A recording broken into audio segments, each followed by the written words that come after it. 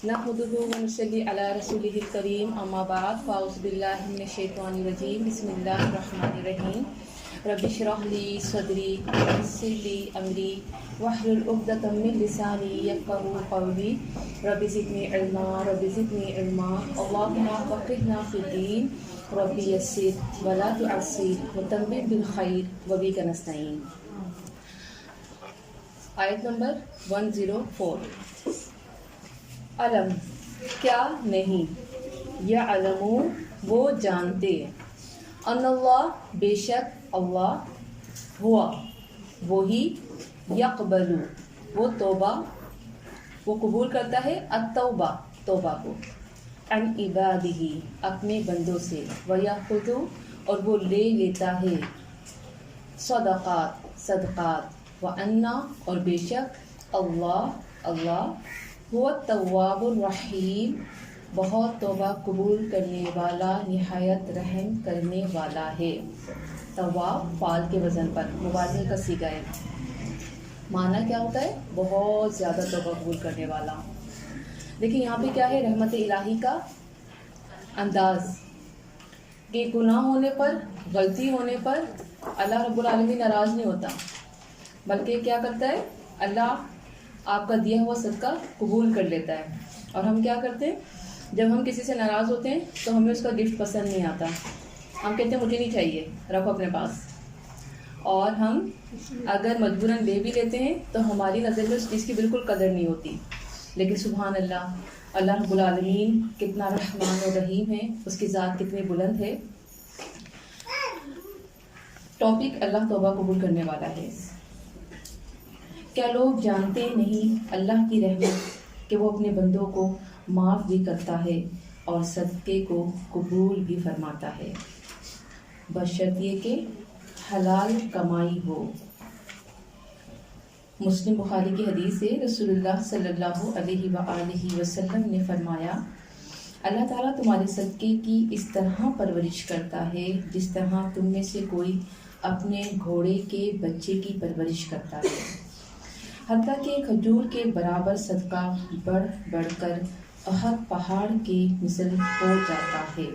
सही बुखारी मुस्लिम।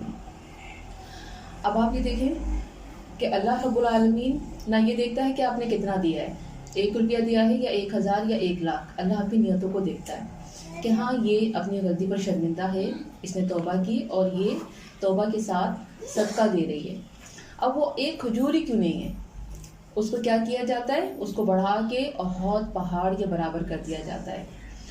और हम क्या कर रहे हैं आज, हमारे क्या मामलात हैं कि हम अगर किसी के दिल में अपने लिए नफ़रत रखते हैं तो वो चाहे कितना भी अच्छा तोहफ़ा क्यों ना दे दे, हमारी नज़र में उसकी कदर बिल्कुल भी नहीं होती है।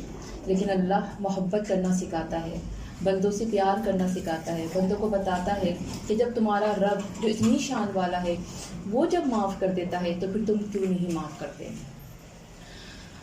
एक और रिवायत आती है, अल्लाह ताला दाएं हाथ से लेता है, यानी दाएं हाथ बरकत और इम्पोर्टेंस की अलामत है।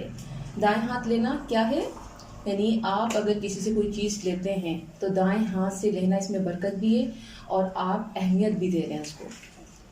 तो यहाँ पर अल्लाह रब्बुल आलमीन अपने हाथ से सदका लेता है। और हदीस है कि अम्मा आयशा जब भी सदका दिया करती थी तो क्या करती थी, खुशबू लगा लिया करती थी। पूछने वाले ने पूछा कि आप जब भी सदका देती हैं खुशबू की लगाती हैं, तो क्या कहा कि पहले तो ये रब लेता है अपने हाथ से, इसलिए वो खुशबू लगाती हैं। सुभान अल्लाह, कितनी प्यारी जज्बात। और सदके की कई सूरतें ये भी आप जानती हैं। सबसे आसान सूरत आपको कौन सी लगती है, मुस्कुराना। तो मुस्कुरा लें एक दूसरे को देख के हाँ, तो कोई बात नहीं, लेकिन मोहब्बत में एक दूसरे को देख के मुस्कुराना चाहिए। अल्लाह के नबी सबसे ज़्यादा मुस्कुराया करते थे। मुस्कुराना जो है अच्छी आदत है, एक दूसरे को देख के मुस्कुराया करें, इससे अल्लाह रब्बुल आलमीन खुश होता है। और इसके अलावा पानी पिलाना, रास्ते से पत्थर हटा देना, किसी को खजूर देना और अपनी ख्वाहिशात को छोड़कर दूसरों की ख्वाहिशात को तरजीह देना, ये भी बहुत बड़ा सदका है। अल्लाह ताला का एहसान है कि वो हमारी तौबा कबूल फरमाता है। अल्लाह ताला हमारी सारी होशियारियाँ, मक्कारियाँ जानते हुए भी दरगुजर फरमा देता है। हमारी एक तौबा करना उसे इतना पसंद आता है। यानी हम कितनी होशियारियाँ कर रहे हैं ना अपनी ज़िंदगी में, بس بلا وجہ کے بہانے، بلا وجہ میں جو ہے ہم چاہتے ہیں کہ بس اپنی منمانیاں کرتے رہیں. لیکن اللہ اتنی محبت کرتا ہے کہ سب جانتے ہوئے محبت کی نگاہ سے ہمیں دیکھتا ہے اور معاف کر دیتا ہے. تو پھر کیا ہے، محبت کا تقاضا تو یہی ہے نا، جو ہم سے محبت کرے ہم محبت کا جواب محبت سے دیں. ہم نے اپنے رب کی وہ قدر کی نہیں جو اس کا حق تھا. حق تو یہ تھا کہ حق ادا نہ ہوا. تو یہاں پر مین چیز کیا ہے کہ ڈھیٹ بن کر جو ہے آپ گناہ پر جمے مت رہیں. آپ نے پچھلے جو بھی گناہ کیے ٹھیک ہے، دور جاہلیت تھا، ہو گیا جو ہونا تھا، لیکن آج سے ابھی سے نئی زندگی کی ابتدا کریں. اور آپ یہ سوچیں کہ بس مجھے توبہ کرنی ہے، مجھے اپنے رب کے لیے اچھے اچھے کام کرنے ہیں. سیدنا انس بن مالک رضی اللہ تعالیٰ عنہ نے بیان کیا کہ رسول اللہ صلی اللہ علیہ وآلہ وسلم نے فرمایا، اللہ رب العالمین اپنے بندے کی توبہ پر اس سے زیادہ خوش ہوتا ہے جیسے تم میں کوئی شخص صحرا میں اپنا اونٹ کھو دے، پھر اچانک وہ کھوئے ہوئے اونٹ کو پا لے. بخاری 6309. اس کی طویل حدیث کیا ہے، یعنی مثال کے طور پہ ایک شخص ریگستان صحرا میں ہے اور اس کے پاس ایک اونٹ ہے، ساز و سامان ہے، اور وہ کہیں سائے میں لیٹا اور اس کی آنکھ لگ گئی. اب اس کی آنکھ کھلی تو نہ اونٹ ہے نہ سامان ہے اور دور دور تک کوئی آبادی نہیں ہے. کیا سچویشن ہوگی؟ اب تو بڑا ہی مشکل ہے اس کے لیے جینا. اور ایسی حالت میں وہ دور دور تک ڈھونڈ رہا ہے، تھک رہا ہے، لیکن اسے نہ اونٹ ملتا ہے نہ سامان ملتا ہے. پیاس کی شدت بھی بہت زیادہ ہے، گرمی بھی بہت زیادہ ہے، اور پھر تھک ہار کے دوبارہ وہ سو جاتا ہے. اور دوبارہ جب اس کی آنکھ کھلتی ہے تو اسے وہ اپنا ساز و سامان، وہ اونٹ سامنے دکھائی دیتا ہے. تو کیا خوشی کی کیفیت ہوگی؟ بہت زیادہ ہوگی نا. تو اللہ رب العالمین فرما رہا ہے کہ مجھے اس خوشی سے زیادہ خوشی ہوتی ہے جب میرا بندہ میری طرف لوٹ آتا ہے، میرے آگے سر جھکا دیتا ہے، شرمندہ ہو جاتا ہے. اللہ جی سوری، بہت غلطیاں کر دی، اللہ جی میں نے یہی کیا، میں نے ایسے ایسے کہہ دیا، آئندہ نہیں کروں گی. بس اللہ کی رحمت جوش مار دی. اللہ رب العالمین سارے گناہوں کو بخش دیتا ہے. سبحان اللہ. رسول اللہ صلی اللہ علیہ وآلہ وسلم نے فرمایا، دلی ندامت کا نام توبہ ہے. یعنی اگر آپ کے دل میں ندامت آ گئی تو در حقیقت یہی توبہ ہے. ہم نے کیا سیکھا؟ اللہ رب العالمین اپنے بندوں کو معاف فرما دیتا ہے. ہمیں بھی ایک دوسرے کو معاف کر دینا چاہیے. ہمیں صدقہ دینے کی عادت ڈالنی ہے، روز معمول بنانا ہے اور صدقہ دینا ہے. آیت نمبر 105، قُلِ اعْمَلُوا، اور کہہ دیجئے، اعملو، عمل کرو، فَسَيَرَىٰ، ان قریب دیکھے گا، اللہ عملکم، عمل تمہارا، ورسولہ، اور رسول اس کا. یعنی اس دور کے مسلمانوں کو کہا جا رہا ہے، والمؤمنون، اور اہل ایمان بھی. یعنی کہ جنہوں نے غلطیاں کی ہیں ان کا امیج بہت زیادہ خراب ہو گیا ہے. ٹھیک ہے، جو کرنا تھا کر لیا، اب کیا کرنا ہے آپ نے؟ اب آپ عمل کر کے ثابت کرو کہ آپ سے جو ہوا تھا وہ غلط ہوا تھا، آئندہ آپ نے کچھ غلط نہیں کرنا. یعنی اپنا امیج جو خراب ہو گیا اس کو ٹھیک کر دو، یہ کہا جا رہا ہے. اچھا کرنے کا مطلب اپنے عمل اچھے کر لو. وَسَتُرَدُّونَ، اور ان قریب تم لوٹائے جاؤ گے، اِلیٰ عالمی، طرف جاننے والے، غیب کے، والشہادہ، اور حاضر کے. فَيُنَبِّئُكُم، پھر وہ بتائے گا تمہیں، بِمَا، وہ جو، کنتم تھے تم، تعملون، تم عمل کرتے تھے. یعنی اللہ رب العالمین کیا فرما رہے ہیں کہ جو بھی تم کرتے ہو، چاہے تنہائی میں یا سب کے سامنے، اللہ سب دیکھتا ہے، اللہ سب جانتا ہے. تو اب آپ نے کیا کرنا ہے؟ اب استغفار کرنا ہے. غلطیاں ہو گئی، پہلے نہیں پتہ تھا، اب آپ کر لیں، کیونکہ رسول اللہ صلی اللہ علیہ وآلہ وسلم نے فرمایا، مبارک ہو اس کو جو اپنے نامہ اعمال میں استغفار کثرت سے پائے. یعنی کہ جب اللہ رب العالمین آپ کو آپ کی کتاب دے گا نا، اقرا کتابی کا، پڑھ اپنی کتاب. تو کیا کر کر آئیے دنیا میں، کیسے تو نے اپنے شب و روز گزارے، کیا تھا تیرا معمول؟ اپنی کتاب پڑھ اور اپنا فیصلہ خود کر لے. تو اس وقت جب اگر ایسا ہوگا کہ آپ نے اگر کوئی غلطی کی اور استغفار کیا تو وہ استغفار کی تعداد آپ کے لیے کامیابی کا باعث بن جائے گی. غلطی سب سے ہوتی ہے، انسان خطا کا پتلا ہے، غلطی ہو جاتی ہے، لیکن کامیابی کس میں؟ فوراً اپنی غلطی کو سدھار لیجیے. نیک اعمال کرنے کا موقع. ٹاپک، آپ ان لوگوں سے کہیں جو اب تک نہ کر سکے وہ کر کے دکھاؤ. نیک اعمال کر کے دکھاؤ، اللہ رسول دیکھے گا اور سارے مومنین بھی دیکھیں گے. یعنی کہ اس دور کے جو تمہارا امیج خراب ہوا تھا اس کو اب ٹھیک کر لو، اپنی غلطیاں سدھار لو اچھے عمل کر کے. اللہ رسول کی جتنی نافرمانی کی تھی، اب فرما برداری کر کے اپنی ایک نئی پہچان بنا لو۔ یہ ہے اسلام کی خوبصورتی کہ اسلام انسان کو کبھی مایوس نہیں ہونے دیتا۔ جب بندے کو احساس ہو جائے کہ میں غلط ہوں تو اللہ رب العالمین اس کے لیے رحمت کا دروازہ کھول دیتا ہے کہ آؤ اور اچھے لوگوں میں شامل ہو جاؤ۔ صبح کا بھولا شام کو لوٹ آئے تو اسے بھولا نہیں کہتے۔ جب تک سانس ہے، جب تک مہلت ہے، اچھے عمل کر لو۔ تو یاد رکھیں کہ صبح ہوتی ہے، شام ہوتی ہے، زندگی یوں ہی تمام ہوتی ہے۔ تو کیوں نہ اس زندگی کا خاتمہ اللہ رب العالمین کی رضا کے ساتھ ہو۔ تو اس کے لیے کیا کرنا ہوگا؟ عہد کرنا ہوگا، کچھ کمٹمنٹ کرنا پڑے گی اپنے رب سے کہ ٹھیک ہے، جو وقت گزر گیا میرے رب آج سے میں اچھے عمل کروں گی انشاءاللہ۔ پھر اس کے بعد فرمایا عنقریب تم مرنے کے بعد اس کے پاس لوٹائے جاؤ گے جو ظاہر اور باطن سب کچھ جانتا ہے۔ جو بھی تم عمل کرتے رہے وہ سب کھول دیے جائیں گے، بتا دیے جائیں گے، اور کس کے سامنے؟ سب کے سامنے سارے راز کھول دیے جائیں گے، جن میں تمام انسانوں کے علاوہ وہ عظیم ہستیاں کہ جن کو انبیاء کرام کہا جاتا ہے، ان سب کے سامنے آپ کا رزلٹ اناؤنس کیا جائے گا۔ اب سوچیں تو صحیح، اس وقت ہاتھ میں آپ کے آ گیا رزلٹ، آپ فیل ہو گئی ہیں، کتنی شرمندگی ہوگی۔ وہ خواتین جو دم بھرتی ہیں میں اللہ کے نبی سے بڑا پیار کرتی ہوں، ان کے ہاتھ میں یہ رزلٹ آیا کہ اس نے تو کبھی پیار کیا ہی نہیں، اس نے تو کبھی اطاعت کی ہی نہیں، کتنی شرمندگی ہوگی اس وقت، اور پھر اس وقت کہیں منہ چھپانے کی جگہ بھی نہیں ہوگی۔ تو کیا کرنا ہے کہ عمل کرنا ہے اور کل کی تیاری کرنی ہے۔ ہم نے کیا سیکھا؟ ہم آج سے نئی زندگی کی ابتدا کر سکتے ہیں، رب کی رحمت کے دروازے کھلے ہیں، معافی مانگیں اور اچھے عمل کریں۔ یہ آیت نہ صرف اس دور کے لوگوں کے لیے پھر موقع فراہم کر رہی تھی، بلکہ آج میرے اور آپ کے لیے بھی ایک اور موقع ہے۔ آیت نمبر 106 وَآخَرُونَ، اور کچھ دوسرے، ایک اور کیٹیگری بتائی جا رہی ہے۔ اب آپ یہ دیکھیں کہ سورہ توبہ کا انداز کہ پوری سوسائٹی کے راز کھولے جا رہے ہیں۔ شکر کریں کہ ہم اس دور میں نہ تھے۔ پوری سوسائٹی کے راز کھولے جا رہے ہیں کہ یہاں پہ کون کون لوگ ہیں، کیا کیا کام کر رہے ہیں۔ وَآخَرُونَ، اور کچھ دوسرے، مُرْجَوْنَ، جو امید رکھتے ہیں، مؤخر رکھے گئے، را جیم واو، یعنی کہ امید مراد ہے یہاں پر، مرجع کی جمع مرجعون، ڈھیل دینا یعنی کہ ڈھیل دیے گئے، مرجع رجع سے ہے، امید کو کہتے ہیں۔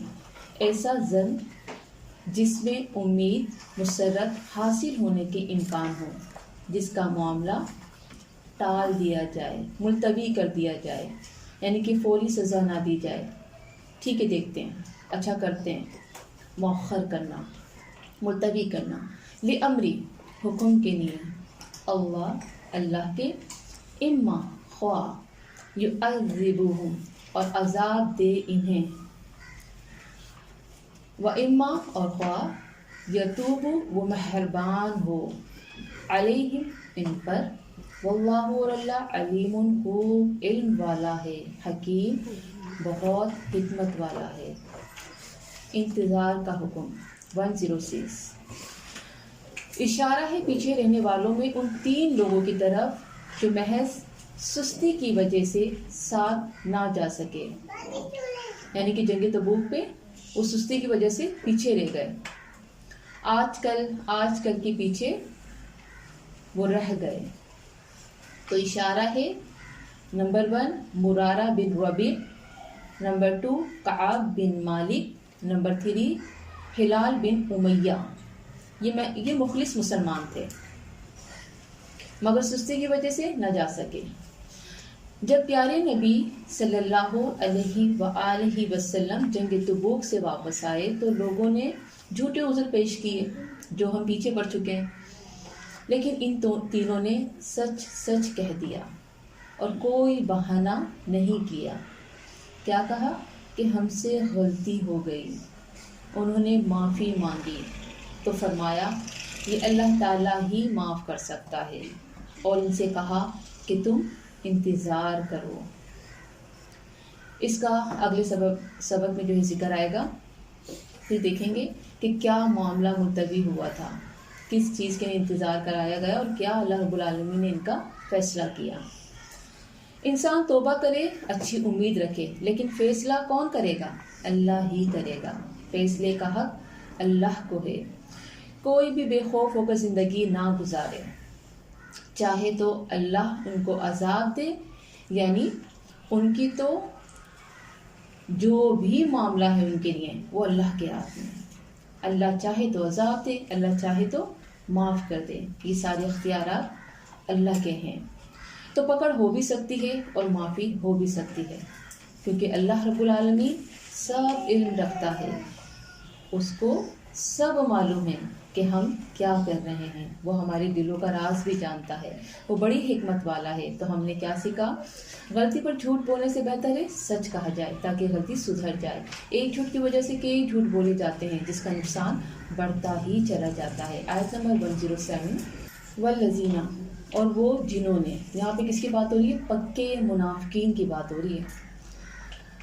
اتخذوا، بنا لی، مسجدن، ایک مسجد، ضرارن، ضرر پہنچانے کے لیے، ذات را را، ایسا نقصان جس میں اپنا فائدہ ہو اور دوسرے کا نقصان ہو۔ یہاں پہ مسجد ضرار کی بات ہو رہی ہے، یعنی ان کا مقصد کیا تھا؟ اسلام فوبیا، و کفرن، اور کفر کے لیے، و تفریقن، اور جدائی ڈالنے کے لیے، فارقاب، بین المؤمنین، درمیان ایمان والوں کے، و ارصادا، اور گھات لگانے کے لیے، را صاد دال، رصد سے مراد مرصاد،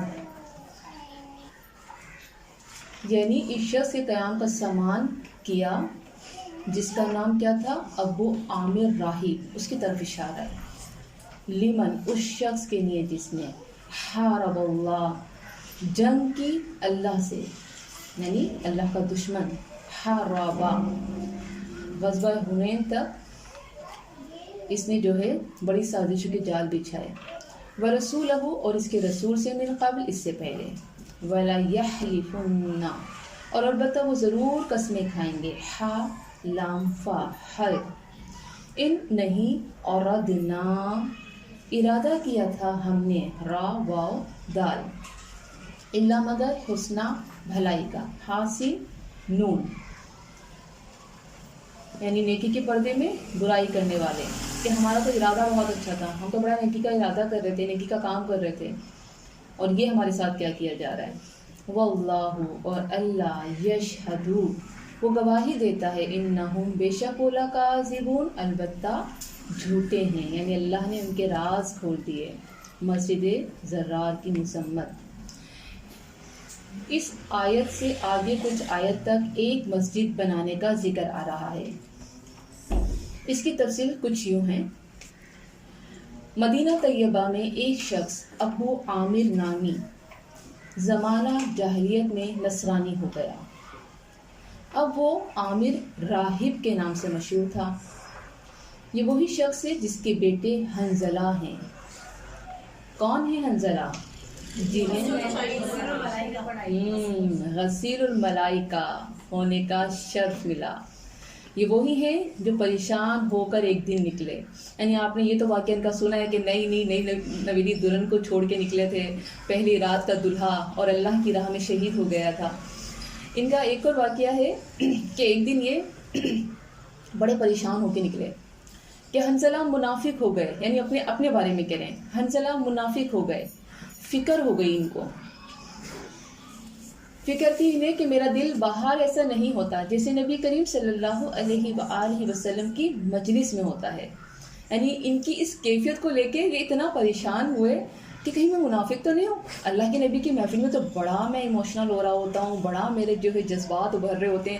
دنیا کی طرف آتا ہوں تو پھر میرے کو دنیا جو ہے بھی طرف کھینچ لیتی ہے, میں دنیا کی مصروفیت میں ہو جاتا ہوں, تو اپنے آپ کو پریشانی کے عالم میں کہہ رہے ہیں میں منافق ہو گیا. اللہ اکبر. کبھی ہم نے ایسا سوچا اپنے بارے میں؟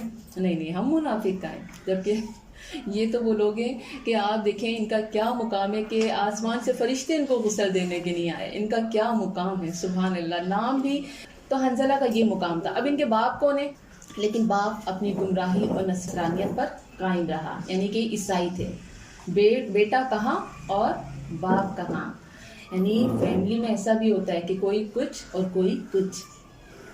جب رسول اللہ صلی اللہ علیہ وآلہ وسلم مدینہ تشریف لائے تو ایک طرف آپ کا سیاسی حریف عبداللہ بن ابی تھا اور دوسری طرف روحانی حریف ابو عامر راہب تھا.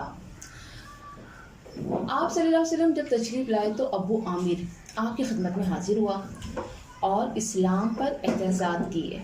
رسول اللہ صلی اللہ علیہ وسلم کے جواب پر بھی اس کا دل مطمئن نہیں ہوا اور کہا ہم دونوں میں سے جو جھوٹا ہے وہ مردود ہو کر تنہا ہو کر اپنوں سے دور مرے گا. یعنی اس نے یہ جملہ کہا. اور آپ صلی اللہ علیہ وسلم کے مقابلے میں اس نے کہا کہ جو بھی دشمن آئے گا میں اس کی خوب مدد کروں گا. یعنی اس نے ڈٹ کر اعلان کر دیا جنگ کا کہ میں آپ کا کھلا دشمن ہوں.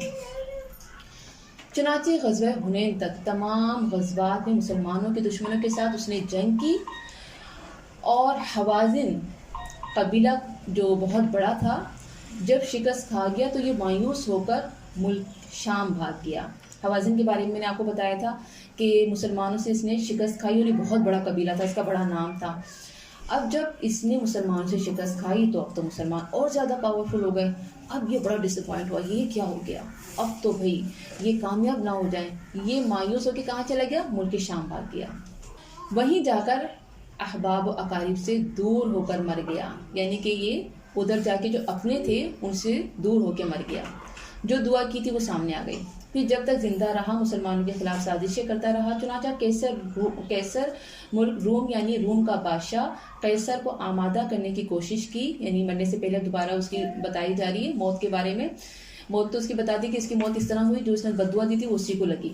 لیکن اس نے اس سے پہلے اور کیا کیا کیا تھا. اس نے مسلمانوں کے دشمنوں کے ساتھ اس نے جنگ کی اور اس نے جو ہے کیسر بادشاہ جو تھا ملک روم کا ان کو آمادہ کیا کہ اپنے لشکر سے مدینہ پر حملہ کرتے اور مسلمانوں کو یہاں سے نکالتے. اسی وجہ سے کون سی جنگ ہوئی تھی؟ غزوہ تبوک ہوئی تھی جس کے بارے میں ہم پڑھ رہے ہیں. یہ غزوہ حنین کے بعد روم گیا تھا کیونکہ حوازن بہت مضبوط قبیلہ تھا. اس کو مسلمانوں سے شکست ہوئی تو یہ ابو عامر روم کے بادشاہ کو اکسانے کے لیے گیا. اس سے پہلے عربوں کو اکساتا رہا تھا کہ وہ مدینہ پر حملہ کرتے ہیں. جب عربوں سے مایوس ہو گیا تو روم گیا. انہیں سازش میں ایک سازش یہ تھی کہ اس نے مدینہ کے منافقین کو جن کے ساتھ اس کی جان پہچان تھی ان کو خط لکھا. اب دیکھیں یہاں سے جو ہے نا یہ ساری آیتیں اور زیادہ مزید سمجھ میں آئیں گی. یہاں پہ آپ نے کیسر روم کے بارے میں بھی پڑھ لیا, ان کے ساتھ بھی اس نے ان کو جو ہے نا اکسانے کی کوشش کی. اب پھر اس نے عربوں کو بھی بہت اکسایا تھا. لیکن اب اس نے یہاں پہ کیا کیا کہ اس نے منافقین کو خط لکھا.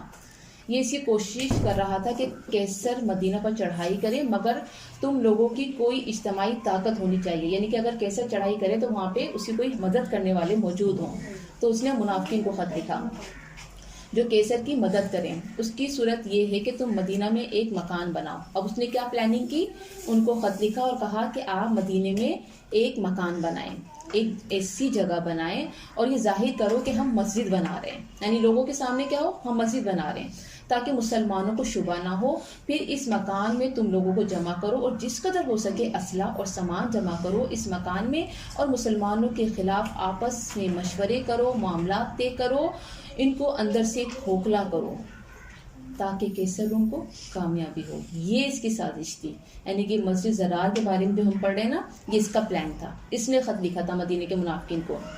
تو اس کے مشورے پر 12 منافقین نے مدینہ طیبہ کے مقام قباء میں جہاں ہجرت کی ابتدا میں نبی کریم صلی اللہ علیہ وسلم نے قیام فرمایا تھا اور ایک مسجد بنائی تھی, وہیں قریب ہی ایک مسجد بنائی. پھر مسلمانوں کو دھوکہ دینے کے لیے یہ پلان کیا کہ ہمارے نبی کریم صلی اللہ علیہ وآلہ وسلم سے ایک نماز یہاں پہ پڑھوا لی جائے. یعنی کہ اوپننگ آپ کریں گے آپ آ جائیے گا. آپ آئیں گے تو پھر وہ جو آپ کے سارے ساتھی ہیں نا وہ بھی آ جائیں گے. یعنی آپ اس کی پلاننگ کتنی زبردست ہے کہ ایک تو اسی کے قریب مسجد بنائی جا رہی ہے، اور پھر کیا پلاننگ ہے کہ ان کو بلاؤ تاکہ یہ ایک نماز پڑھا دیں گے یہاں پر، یہ آ جائیں گے تو ان کے پیچھے ان کے سارے ساتھی بھی آ جائیں گے تاکہ سب مسلمان مطمئن ہو جائیں. تو ان کا وفد حضور صلی اللہ علیہ وسلم کی خدمت میں حاضر ہوا اور کہا کہ مسجد قباء دور ہے اور چھوٹی ہے، اس لیے ہم نے دوسری مسجد مسلمانوں کے لیے بنائی ہے تاکہ ضعیف مسلمانوں کو سہولت ہو. آپ ایک نماز اس میں پڑھا دیں. رسول اللہ صلی اللہ علیہ وآلہ وسلم اس وقت غزوہ تبوک کی تیاری میں مصروف تھے. آپ نے یہ وعدہ کر لیا کہ اس وقت تو ہمیں سفر درپیش ہے، واپسی میں ہم اس میں نماز پڑھ لیں گے. لیکن غزوہ تبوک سے واپسی پر جب آپ صلی اللہ علیہ وسلم ایک مقام پر پہنچے تو آپ پر یہ آیت نازل ہو گئی اور ان کی سازش بے نقاب کر دی گئی.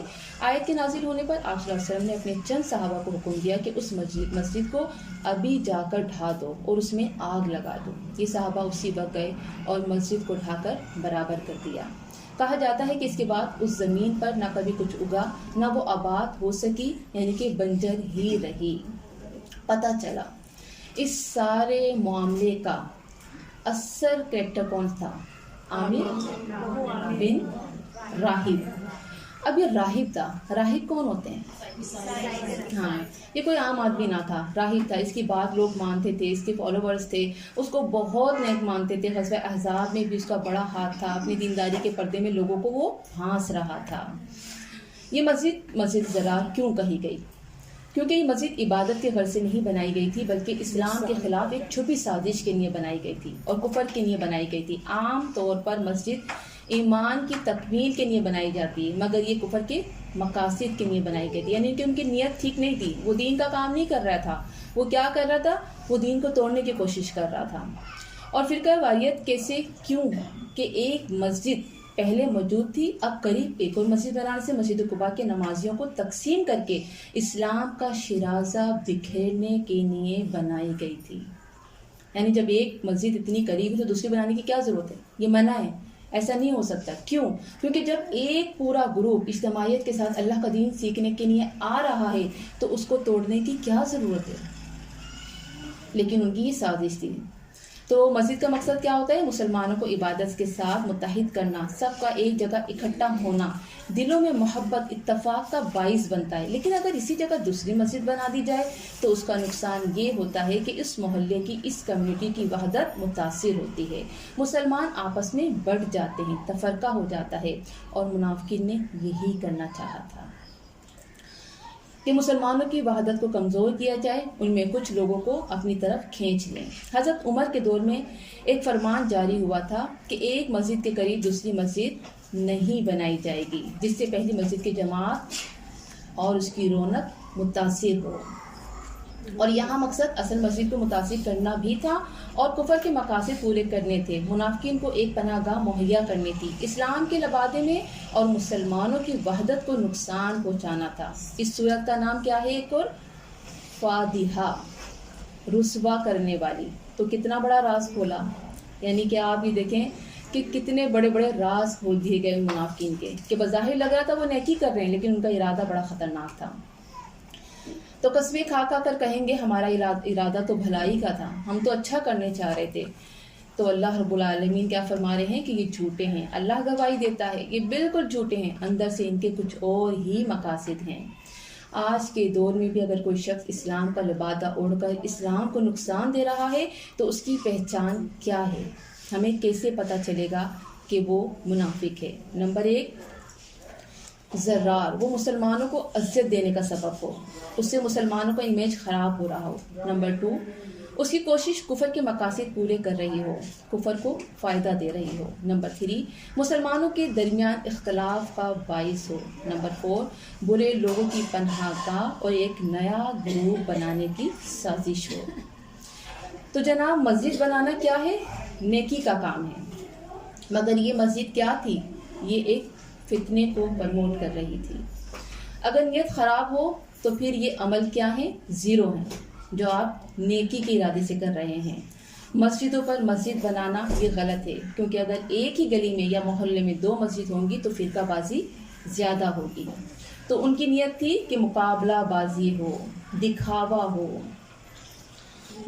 ہو، لوگوں کو دکھانا، اللہ کی رضا مطلوب نہیں تھی۔ منافق دین کو کامیاب ہوتا ہوا نہیں دیکھ سکتا۔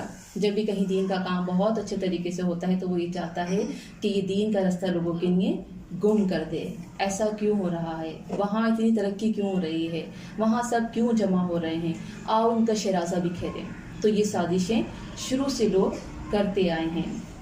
تو یہاں پر ہمیں سیکھنے کو بہت کچھ ملا۔ اللہ رب العالمین کا یہ معجزہ ہے کہ یہ قرآن کی آیتیں اتنا بڑا تحفہ ہے کہ ہر بار ایسا لگتا ہے کہ یہ آج ہی نازل ہوئی ہیں۔ اللہ اکبر! قرآن کے معجزات کو دیکھ کے بڑی حیرانگی ہوتی ہے۔ قرآن ہمیں بہت کچھ فیصلے کرنے پر مجبور کرتا ہے۔ بظاہر ہم کبھی کبھی پریشان ہو جاتے ہیں کہ مجھے اس سچویشن میں کیا کرنا چاہیے، کیا فیصلہ کرنا چاہیے، لیکن جب ہم قرآن پڑھتے ہیں تو حیران رہ جاتے ہیں کہ اللہ ہمیں فیصلہ بتا رہا ہوتا ہے کہ تمہیں کیا کرنا چاہیے، تم فیصلہ قرآن کے مطابق کرو، کیونکہ یہ آیتیں صرف اس وقت تک کے لیے نہیں تھیں، یہ تو قیامت تلک آنے والے مسلمانوں کے لیے ہیں کہ تمہاری زندگی میں کبھی بھی کوئی ایسی پریشانی، ایسا موقع ہو کہ تم پریشان ہو تو دیکھو قرآن سے فیصلہ کرنا۔ یہ قرآن اللہ کا کلام ہے، یہ عرش والے نے بھیجا ہے، اس میں بڑے معجزات چھپے ہوئے ہیں۔ اب دیکھیں یہاں پہ صحابہ کرام نے یہ نہیں کہا کہ اللہ کے نبی ٹھیک ہے آپ نہیں جا رہے ہم چلے جاتے ہیں، اللہ کا ہی تو کام ہے نا، اللہ کی مسجد بنائی ہے، ٹھیک ہے آپ مت جائیں ہم چلے جاتے ہیں، کیا پتہ اللہ ان کو ہدایت دے دے وہ نیکی کی طرف آ جائیں۔ نہیں، جب قرآن کی آیت آ گئی، اللہ کا پیغام آ گیا، اللہ کا فیصلہ آ گیا تو اپنی سوچیں سب چھوڑ دینی چاہیے اور لوگوں کے مقاصد کو جان لینا چاہیے کہ وہ حقیقت میں نیکی کر رہے ہیں، دکھاوا کر رہے ہیں یا دین کو نقصان دینے کی کوشش کر رہے ہیں۔ تو ہمیں ان چیزوں کا خیال رکھنا چاہیے کہ کہیں ہماری وجہ سے دین کا نقصان نہ ہو، اور اللہ رب العالمین ہماری زندگی میں ایسے وقت لے کر آتا ہے۔ مجھے یاد ہے کہ جس وقت انسٹیٹیوٹ ہم لوگ بنا رہے تھے اور جگہ جگہ گھر دیکھ رہے تھے تو ہم نے ایک انسٹیٹیوٹ دیکھا، تو کومل کے ہسبینڈ نے مجھے کہا کہ باجی ایسے فلاں جگہ پر جو ہے وہاں پہ انسٹیٹیوٹ ہم سوچ رہے ہیں اور وہاں پہ دیکھ کر آیا ہوں بہت اچھا ہے۔ تو میں نے کہا نہیں اس گلی میں تو ایک انسٹیٹیوٹ پہلے ہی موجود ہے اور مجھے پتا ہے وہ بہت اچھا کام کر رہی ہیں۔ اگر ہاں ایسا ہوتا کہ وہ شرک بدعات کو پروموٹ کر رہی ہوتی، برائی جو دین کو خراب کر رہے ہیں، تو پھر میں اجازت دے دیتی کہ ہاں ہمیں وہاں پہ بنانا چاہیے۔ نہیں وہاں پہ ایک کام چل رہا ہے تو ہم وہاں نہیں کھولیں گے، جبکہ ظاہر اب اس کو اتنا نہیں تھا آیتوں کا پتہ۔ کہا باجی آپ اپنا کام کریے گا وہ اپنا کام کریں گی، جس کو وہاں جانا ہوگا وہاں چلے جائیں گی، آپ کے انسٹیٹیوٹ میں جس کو آنا ہوگا وہ آ جائیں گی۔ میں نے کہا نہیں وہ بھی توحید کا کام کر رہی ہیں، وہ بھی اچھا پیغام دے رہی ہیں، میں جانتی ہوں ان کو۔ آپ ان کا ایک جب اللہ نے ایک سہولت دی ہے تو میں یہ فتنہ نہیں کروں گی، کیونکہ یہ قرآن کہہ رہا ہے یہ فتنہ ہے۔ ایک علاقے میں جب ایک انسٹیٹیوٹ ہے تو دوسرا نہ کھولا جائے، تو اس سے ہمیں بہت کچھ سبق مل رہا ہے۔ تو الحمدللہ اس وقت اللہ نے بھی ایک بہترین فیصلہ کرنے پر جو ہے ہماری مدد کی، اور پھر ہم نے اس علاقے کے دوسرے کنارے پر ہم نے کھولا الحمدللہ، تاکہ یہاں کے لوگوں کو سہولت ہو۔ تو اللہ سے یہی دعا ہے کہ اللہ ہمیں ہر فتنوں سے بچائے، ہر برائی سے بچائے، اللہ ہم سے وہ عمل کروا لے اللہ جس پر تو راضی ہو۔ اور الحمدللہ ثم الحمدللہ اللہ کی رحمت تھی، اللہ کی مدد تھی، اللہ کا کرم تھا، اللہ کی رضا تھی کہ آج اللہ نے یہاں تک پہنچایا۔ تو ہم نے کیا سیکھا؟ ہر وہ کام جسے اسلام کا نام خراب ہو، اسلام کو نقصان ہو، اس سے بچنا ہے، اسلام کے خلاف سازشوں کو ناکام کرنے کی کوشش کرنی ہے۔ آیت نمبر 108، لا تقم، نہ آپ کھڑے ہوں، یعنی پچھلی آیت کی کنٹینیوشن ہے، دیکھیں فی ہی اس میں ابداً کبھی بھی، یعنی اب یہ کنٹینیو یہی سلسلہ چلتا رہے گا نا، اسی کو ڈسکس کرنا ہے۔ لا تقم، نہ آپ کھڑے ہوں، فی ہی اس میں ابداً کبھی بھی، لمسجد، البتہ مسجد، اسی سا حمزہ سین جس کی بنیاد رکھی گئی، التقوی، تقوی پر، من اول یوم، پہلے دن سے، احق، زیادہ حقدار ہے، ان کے تقوما، آپ کھڑے ہوں، فیہی اس میں رجال، کچھ لوگ ہیں، یحبون، حبابا، جو پسند کرتے ہیں، ان کے، یتطہروا، طہارا، وہ پاک صاف رہیں، واللہ، اور اللہ، یحب المطہرین، پاک رہنے والوں کو پسند فرماتا ہے۔ تو یہاں پہ کون سی مسجد کی بات آ گئی؟ مسجد قباء کی، مسجد قباء کی عظمت۔ یعنی آپ نے جو وعدہ کیا ہے وہاں نماز پڑھانے کا، وہاں جا کر نماز نہ پڑھائیں، کیونکہ اس کی بنیاد نفاق پر، جھوٹ پر رکھی گئی ہے۔ نہ صرف وہاں نماز نہیں پڑھنی بلکہ اس کے ساتھ کیا حکم دیا؟ اس مسجد کو گرا دیا جائے۔ تو اس سے علماء نے یہ استدلال کیا ہے کہ جو مسجد اللہ کی عبادت کے بجائے مسلمانوں میں تفریق کے غرض سے بنائی گئی ہو، وہ مسجد زرار کے مشابہ ہے۔ ایسی مسجد کو انکریج نہیں کرنا، بالکل سپورٹ نہیں کرنا، ان کے لیے فنڈنگ بھی نہیں کرنی ہے۔ کون سی مسجد؟ اس میں مفسرین کا کچھ اختلاف ہے۔ بعض کے نزدیک مسجد نبوی اور بعض کے نزدیک مسجد قباء، لیکن آیت سے کیا اندازہ ہو رہا ہے؟ مسجد قباء۔ اس میں کیونکہ مسجد زرار اس کے مقابلے ہی میں، یعنی کہ اس کے ہی نزدیک تھی، اس وجہ سے مسجد زرار کو توڑنے کا حکم دیا گیا۔ اب مسجد قباء کے نمازیوں یعنی وہاں پر آنے والے مومنین کی اللہ رب العالمین نے تعریف کی ہے، اور وہ بھی قرآن میں۔ قیامت تک پڑھنے والے لوگ ان کی تعریف کریں گے۔ یہ اعزاز کیوں ملا؟ یعنی اللہ رب العالمین نے تعریف کر کے ہمیشہ کے لیے اس مسجد کو عزت عطا فرمائی۔ اور آپ یہ بھی جانتی ہیں 2 رکعت پڑھنے پر 1 عمرے کے برابر ثواب ملتا ہے۔ تو اس لیے جو بھی مدینہ جاتا ہے وہ یہاں ضرور جاتا ہے، ضرور یہاں پر نماز پڑھتے ہیں۔ مسجد نبوی سے پہلے مسجد قباء کی بنیاد رکھی گئی، جو تقویٰ کی بنیاد تھی۔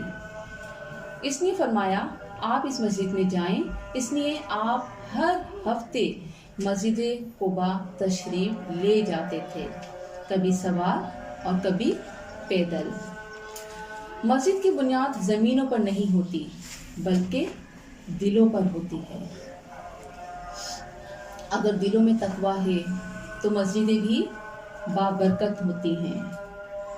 مسجدوں کی بنیاد تو تقویٰ پر ہی ہونی چاہیے، ورنہ قابل قبول نہیں۔ اب وہاں کچھ پاکیزہ لوگوں کی تعریف ہوئی۔ پاکیزہ ہیں جنہیں پاکیزگی پسند ہے۔ حدیث میں آتا ہے اس سے مراد اہل قباء ہیں۔ نبی کریم صلی اللہ علیہ وآلہ وسلم نے ان سے کہا اللہ تعالیٰ نے تمہاری تعریف فرمائی ہے، تم لوگ طہارت کا کیا طریقہ اختیار کرتے ہو کہ تمہاری طہارت کی تعریف فرمائی؟ انہوں نے کہا ہم فراغت کے بعد مٹی کے ڈیلے کے بعد پانی بھی استعمال کرتے ہیں، یعنی استنجا کے لیے صرف مٹی نہیں پانی بھی استعمال کرتے ہیں۔ عربوں میں پانی کی قلت تھی اور عموماً لوگ جو ہے صرف مٹی سے نجاست صاف کرتے تھے۔ تو اللہ رب العالمین کو ان کی ادا پسند آئی۔ اللہ تعالیٰ کو پاکیزگی بہت پسند ہے، پاکیزہ لوگ بہت پسند ہیں۔ جسم کی طہارت، روح کی طہارت بہت ضروری ہے تاکہ اللہ کا قرب حاصل ہو۔ اللہ کو صفائی پاکیزگی پسند ہے۔ ناخن، بال، کان، جسم، ان تمام چیزوں کی، گھروں کی صفائی کا اہتمام لازم ہے، لازم کرنا چاہیے۔ حدیث کی کتاب میں پہلا چیپٹر نیت کا ہے، تو اس کے بعد طہارت کی بات ہوتی ہے۔ صفائی نصف ایمان ہے۔ مسجد قباء کے لوگوں کی تعریف کی گئی کہ وہ پاک صاف ہیں، اندرونی بھی اور بیرونی بھی، یعنی ان کے دل بھی بڑے پاک ہیں، شرک سے پاک، نفاق سے پاک، ہر گندگی سے پاک۔ اس لیے اللہ رب العالمین نے ان کی تعریف فرمائی۔ اور ہم یہ بھی جانتے ہیں کہ جب انسان میں سے اس کے منہ سے یا جسم سے بدبو آتی ہے تو کیا ہوتا ہے؟ فرشتے دور بھاگ جاتے ہیں۔ فرشتوں کو بدبو برداشت نہیں ہے، اس لیے روز نہانا، صاف کپڑے پہننا، صاف عبائے پہننا یہ پسندیدہ عمل ہے، تو اس کا خیال رکھنا چاہیے۔ ہم نے کیا سیکھا؟ اللہ تقویٰ دیکھتا ہے، تقویٰ کے بغیر اعمال قابل قبول نہیں۔ صفائی طہارت کا اہتمام کرنا چاہیے تاکہ اللہ کا قرب حاصل ہو۔ آیت نمبر 109، افمن، کیا بھلا جس نے، کون ہے؟ مومن، مومن کی طرف اشارہ ہے۔ اسسا، حمزہ سین سین، بنیاد رکھی، بنیاد عمارت، یعنی یہاں پہ کس کی عمارت کی بات ہو رہی ہے؟ ایک شخص نے عمارت کی بنیاد، فاؤنڈیشن میں تقویٰ رضائے الہی کی، اور دوسرا کون تھا؟ جس کی بنیاد یعنی کہ عمارت کی بنیاد میں کیا تھا؟ نفاق تھا، ریاکاری تھی۔ تو اللہ رب العالمین نے انجام بتایا ہے کہ کیا ہوگا۔ وہ عمارت کہ جو تقویٰ کے ساتھ رکھی جائے، اچھی نیت کے ساتھ رکھی جائے، اور وہ عمارت جس میں ریاکاری، نفاق اور بدلہ لینا، کسی کو نقصان دینا ہو، تو ان کا انجام کیا ہوتا ہے؟ بنیانہم، اپنی عمارت کی، با نون یا، علی تقویٰ، تقویٰ پر، من اللہ، اللہ کی طرف سے، ورضوان، اور رضا مندی پر، یعنی دو چیزوں پر عمارت کی بنیاد ہوگی۔ کون سی؟ تقویٰ نمبر 1 اور اللہ کی رضا نمبر 2۔ یہ دو چیزیں ہونی چاہیے۔ کوئی بھی کام کرنے کا ارادہ رکھتی ہیں آپ کے اندر تقویٰ ہونا چاہیے۔ اللہ کوئی کام مجھ سے غلط نہ ہو جائے، اللہ مجھ سے خیر کے کام کروانا، ان دعاؤں کے ساتھ جب کام کریں گی نا تو انشاءاللہ بہت اچھے طریقے سے کام کریں گی، کیونکہ آپ لوگ کو بھی انشاءاللہ دین کا کام کرنا ہے، دین کا پیغام عام کرنا ہے۔ تو سب سے پہلی چیز کیا ہے؟ تقویٰ اپنے اندر لے کر آنا پڑے گا۔ کسی کے لیے کوئی بغض نہیں، کوئی کینہ نہیں، کسی کے لیے کوئی سازشیں نہیں، کسی کے لیے کوئی نقصان کی سوچ نہیں، کوئی پلاننگ نہیں، بس صرف تقویٰ۔ تقویٰ ہوگا نا تو پھر ہم کچھ بھی غلط نہیں کر سکتے۔ اور پھر اللہ کی رضا، من اللہ ورضوان، اللہ کی طرف سے رضامندی پر، خیر بہتر ہے، ام یا من، جس نے، اب کس کی بات ہو رہی ہے؟ من کون ہے؟ منافق کی طرف اشارہ ہو رہا ہے۔ اسسا، بنیاد رکھی، بنیانہ، اپنی عمارت کی، بانو یا، یعنی یہاں بھی بات ہو رہی ہے کہ تمہارا کیا خیال ہے کہ بہتر انسان وہ ہے جس نے اپنی عمارت کی بنیاد خدا کے خوف اور اس کی رضا کی طلب پر رکھی ہو، یا وہ جس نے اپنی عمارت کی بنیاد کسی گھاٹی کے کنارے پر، علی شفا، ایک کنارے پر۔ شفا کیا ہوتا ہے؟ کنارہ۔ ہونٹ کو کیا بولتے ہیں؟ شفتون۔ آپ لوگ تجوید پڑھ رہی ہے، شفتون، یہ ہونٹ کے کنارے ہوتے ہیں۔ اب جروف، جیم رافا، شفا کا روٹ کیا ہے؟ شین واو فا، اور جروف کا روٹ ہے جیم رافا، یعنی کھائی۔ کیسی کھائی؟ لکھیں ایسا کنواں جو پتھر سے تعمیر نہ کیا ہو، یعنی کہ کچا کنواں۔ کچے کنویں کا گرنے کا خطرہ زیادہ ہوتا ہے، ظاہر ہے چاروں طرف جو ہے کچا ہے وہ پانی سے گرتا جائے گا، یعنی عمارت کا ڈھہ جانا، گرنے کے قریب ہونا۔ کھوکھلی بھی اس کی میننگس ہو سکتی ہے، کھوکھلا، جیم رافا، جو کہ گرنے ہی کو ہو۔ ہاری، گرنے والی کے، فن ہارا، تو وہ لے گرے، ہا واورا، ہارین اس کا روٹ ہے، اور فنہار، ہا واورا یہی لفظ ہے، بھی اسے، فی ناری جہنم، آگ میں جہنم کے، یعنی جو گرنے ہی کو ہو، رکھی ہو وہ بنیاد، وہ اس کو لے کر آتش دوزخ میں گر پڑے، اور اللہ ایسے ظالم کو سمجھ نہیں دیتا۔ واللہ لا یہدی قوم الظالمین، اور اللہ نہیں ہدایت دیتا ان لوگوں کو جو ظالم ہیں۔ یعنی آخری جو ٹکڑا ہے نا وہ بہت دل کو ہلا دینے والا ہے. یعنی ایسے لوگوں کو اللہ تعالیٰ کی سوچنے سمجھنے کی صلاحیت ہی چھین لیتا ہے. وہ کبھی پازیٹیو سوچ ہی نہیں سکتے, وہ صرف نیگیٹو ہی سوچیں گے, وہ غلط ہی فیصلے کریں گے, وہ غلط ہی راہ پر چلیں گے, وہ غلط ہی کام سے ابتدا کریں گے, غلط ہی سوچ کے ساتھ کوئی ابتدا کریں گے. تو پھر کیا کرتا ہے, اللہ تنہا کر دیتا ہے, اللہ تعالیٰ ناکام کر دیتا ہے. وقتی اگر کوئی کامیابی مل بھی جائے لیکن اللہ تعالیٰ آگے نہیں بڑھنے دیتا, ساری منصب چھین لیتا ہے. تو 109 مومن اور منافق کی مثالیں. اس آیت میں مومن اور منافق کے عمل کی مثالیں بیان کی گئی ہیں. مومن کا عمل اللہ کے تقوی پر اور اس کی رضامندی کے لیے ہوتا ہے, جبکہ منافق کا عمل ریاکاری اور فساد پر مبنی ہوتا ہے, جو اس حصے زمین کی طرح ہیں جس کے نیچے سے وادی کا پانی گزرتا ہے اور مٹی کو ساتھ بہا لے جاتا ہے, اور وہ حصہ نیچے سے کھوکھلا رہ جاتا ہے, جس پر کوئی تعمیر کر لی جائے تو فوراً گر پڑے گی. ٹھیک ہے, یہ اب اس جو ہے لائن سے آپ کو سمجھ میں آ گئی ہوگی تفسیر. ان منافقین کا مسجد بنانے کا عمل بھی ایسا ہی ہے جو انہیں جہنم میں لے کر گرے گا.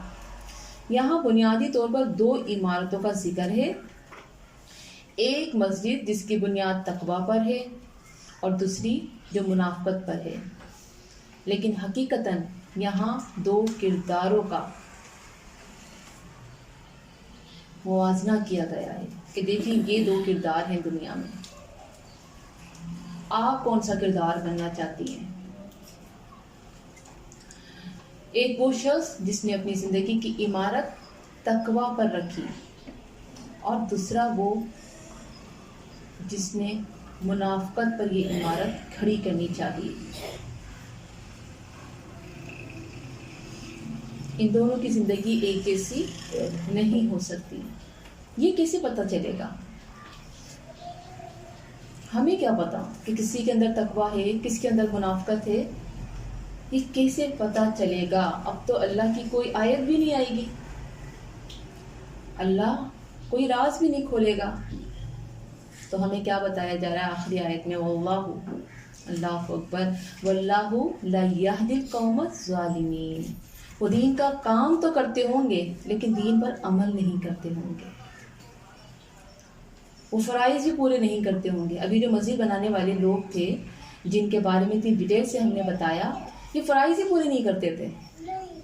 یہ دین کے کام میں اپنی واہ واہ تو جانتے تھے, چاہتے تھے کہ ہمیں ملے, ہماری تعریفیں ہوں, لیکن ان کے اندر دین نظر نہیں آتا تھا, ان کے اندر حیا نہیں نظر آتی تھی, ایمان نظر نہیں آتا تھا. تو یہاں کیسے پتہ چلے گا؟ عمل سے پتہ چلے گا, اس کے پہناوے سے پتہ چلے گا, اس کی زندگی سے پتہ چلے گا کہ اس کے اوپر قرآن کتنا نظر آتا ہے, وہ کتنا عمل کرنے والی ہے, وہ کتنا پردہ کرنے والی ہے. تو عمل بتاتا ہے کہ انسان منافق ہے یا مسلمان ہے. اللہ کا دین اس کے وجود میں, اس کی زندگی میں نظر آئے گا. اللہ رب العالمین فرماتا ہے وَاللَّهُ لَا يَهْدِي الْقَوْمَ الظَّالِمِينَ. اللہ ظالم کو ہدایت نہیں دیتا. نیکی کے کام احکامات پر عمل وہ نہیں کر سکتا, اب چاہے وہ کتنا بھی یہ کہے کہ میں نیک ہوں, وہ نیکی کے کام نہیں کر سکتا. لیکن اللہ جس سے نیکی کے کام لینا چاہتا ہے اس کی زندگی کو بدل دیتا ہے, اس کا کردار لوگوں کے سامنے نمایاں ہو جاتا ہے, اس کے وجود میں اللہ کے احکامات دکھائی دیتے ہیں. ہم نے کیا سیکھا؟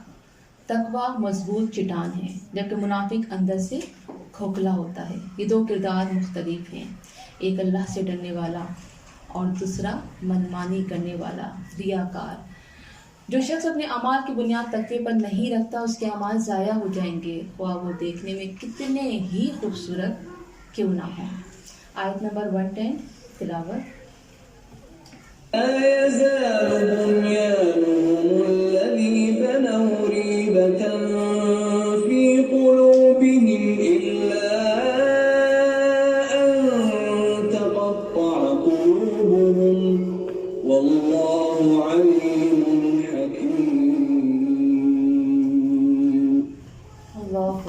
لا یزالو ہمیشہ رہے گی، زا واو لام، بنیانہم عمارت ان کی، بانو یا الذی وہ جو، بنو بانون واو انہوں نے بنائی، ریبتن شک کا سبب، رایابا بے چین شک میں مبتلا انسان، یعنی یہ ان کی عمارت ان کے دلوں میں ہمیشہ شک کا سبب رہے گی، نفاق کی وجہ سے دلوں میں شک رہے گا۔ تو اس کا علاج کیا بتایا؟ اس کا علاج کیا ہے؟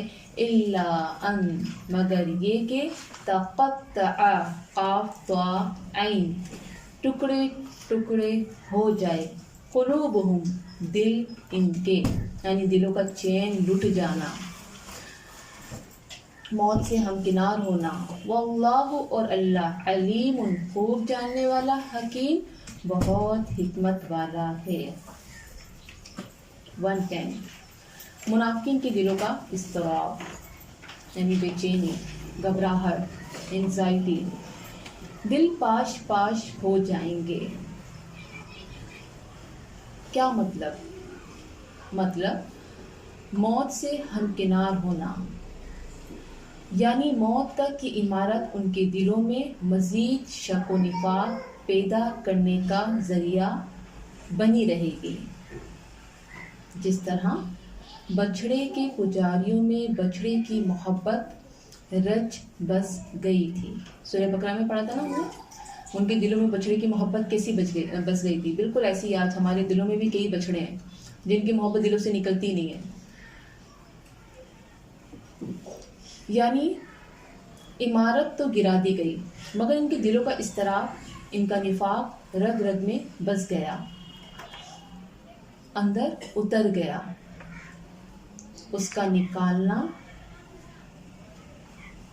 اس کا اکھاڑنا ممکن نہیں۔ اب نتیجہ کیا ہے کہ ان کے دل پاش پاش ہو جائیں گے، جیسے کہتے ہیں نا کہ یہ داغ تو کپڑے سے جائے گا ہی نہیں، کپڑے کے ساتھ ہی جائے گا، کچھ داغ دھلتے ہی نہیں۔ تو یہ منافقین کا یہی معاملہ تھا۔ تو یہ منافقت کا داغ جو ان کے دلوں پر لگ چکا تھا، یہ ان کی موت کے ساتھ ہی جائے گا۔ ان کے اس عمل نے ان کے منافقت کو اور پکا کر دیا تھا۔ ان کی اس حرکت کی وجہ سے ان کی منافقت لوگوں کے سامنے عیاں ہو چکی تھی، کھل چکی تھی۔ ویسے تو منافقت اپنے اندر زہریلی اثرات رکھتی ہے، نقصان وہ ہے، لیکن مزید ضرار جیسا نقصان، فتنہ جو ان لوگوں نے کھڑا کیا، جو فتنہ کھڑا کرنے کے بعد توبہ کا چانس بہت کم ہوتا ہے۔ کیوں؟ کیونکہ دین امن کا پیغام ہے، نہ کہ فتنہ و فساد پھیلانے کا۔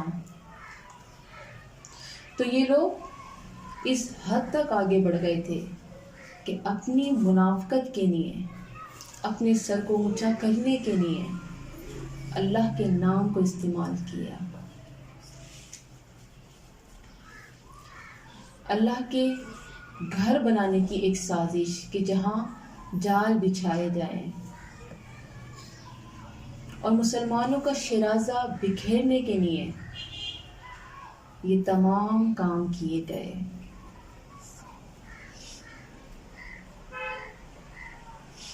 تو اللہ رب العالمین نے ان کے ساتھ ایسا معاملہ کیا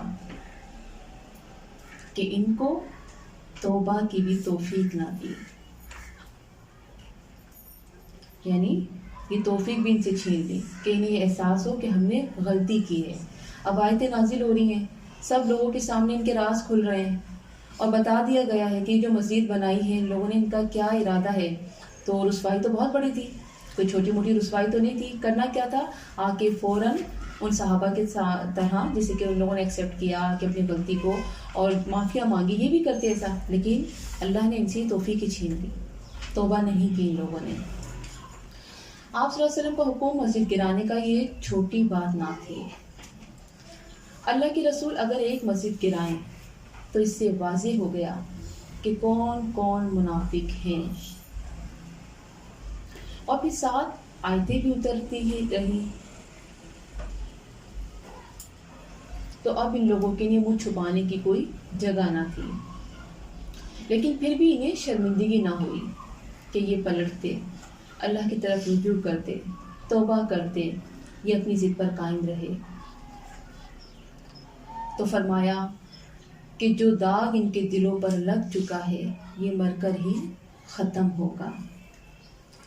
صحابہ سچے مومن تھے، انہوں نے اطاعت کی. انہوں نے کیا کیا؟ اللہ کے نبی نے کہا کہ مسجد کو جا کے گرا دو، انہوں نے کیا کہا؟ اللہ کے نبی اللہ کا گھر ہے، چلو ٹھیک ہے انہوں نے بنائی تھی ہم پڑھ لیتے ہیں. نہیں، ایسا کچھ نہیں، ایسی کوئی بات نہیں. وہ کون تھے؟ اطاعت کرنے والے تھے. وہ دیکھتے تھے کہ اللہ کے نبی نے کوئی بات کہی ہے، قرآن کی آیت آ گئی ہے، اب کوئی فیصلہ نہیں چلے گا، کوئی بات ہماری نہیں، کچھ بھی ہمیں نہیں سوچنا، بس صرف فیصلہ وہ کرنا ہے جو ہمارا رب دے رہا ہے. تو جا کے فوراً مسجد کو گرا دیا اور کوئی غلط گمان نہ رکھا.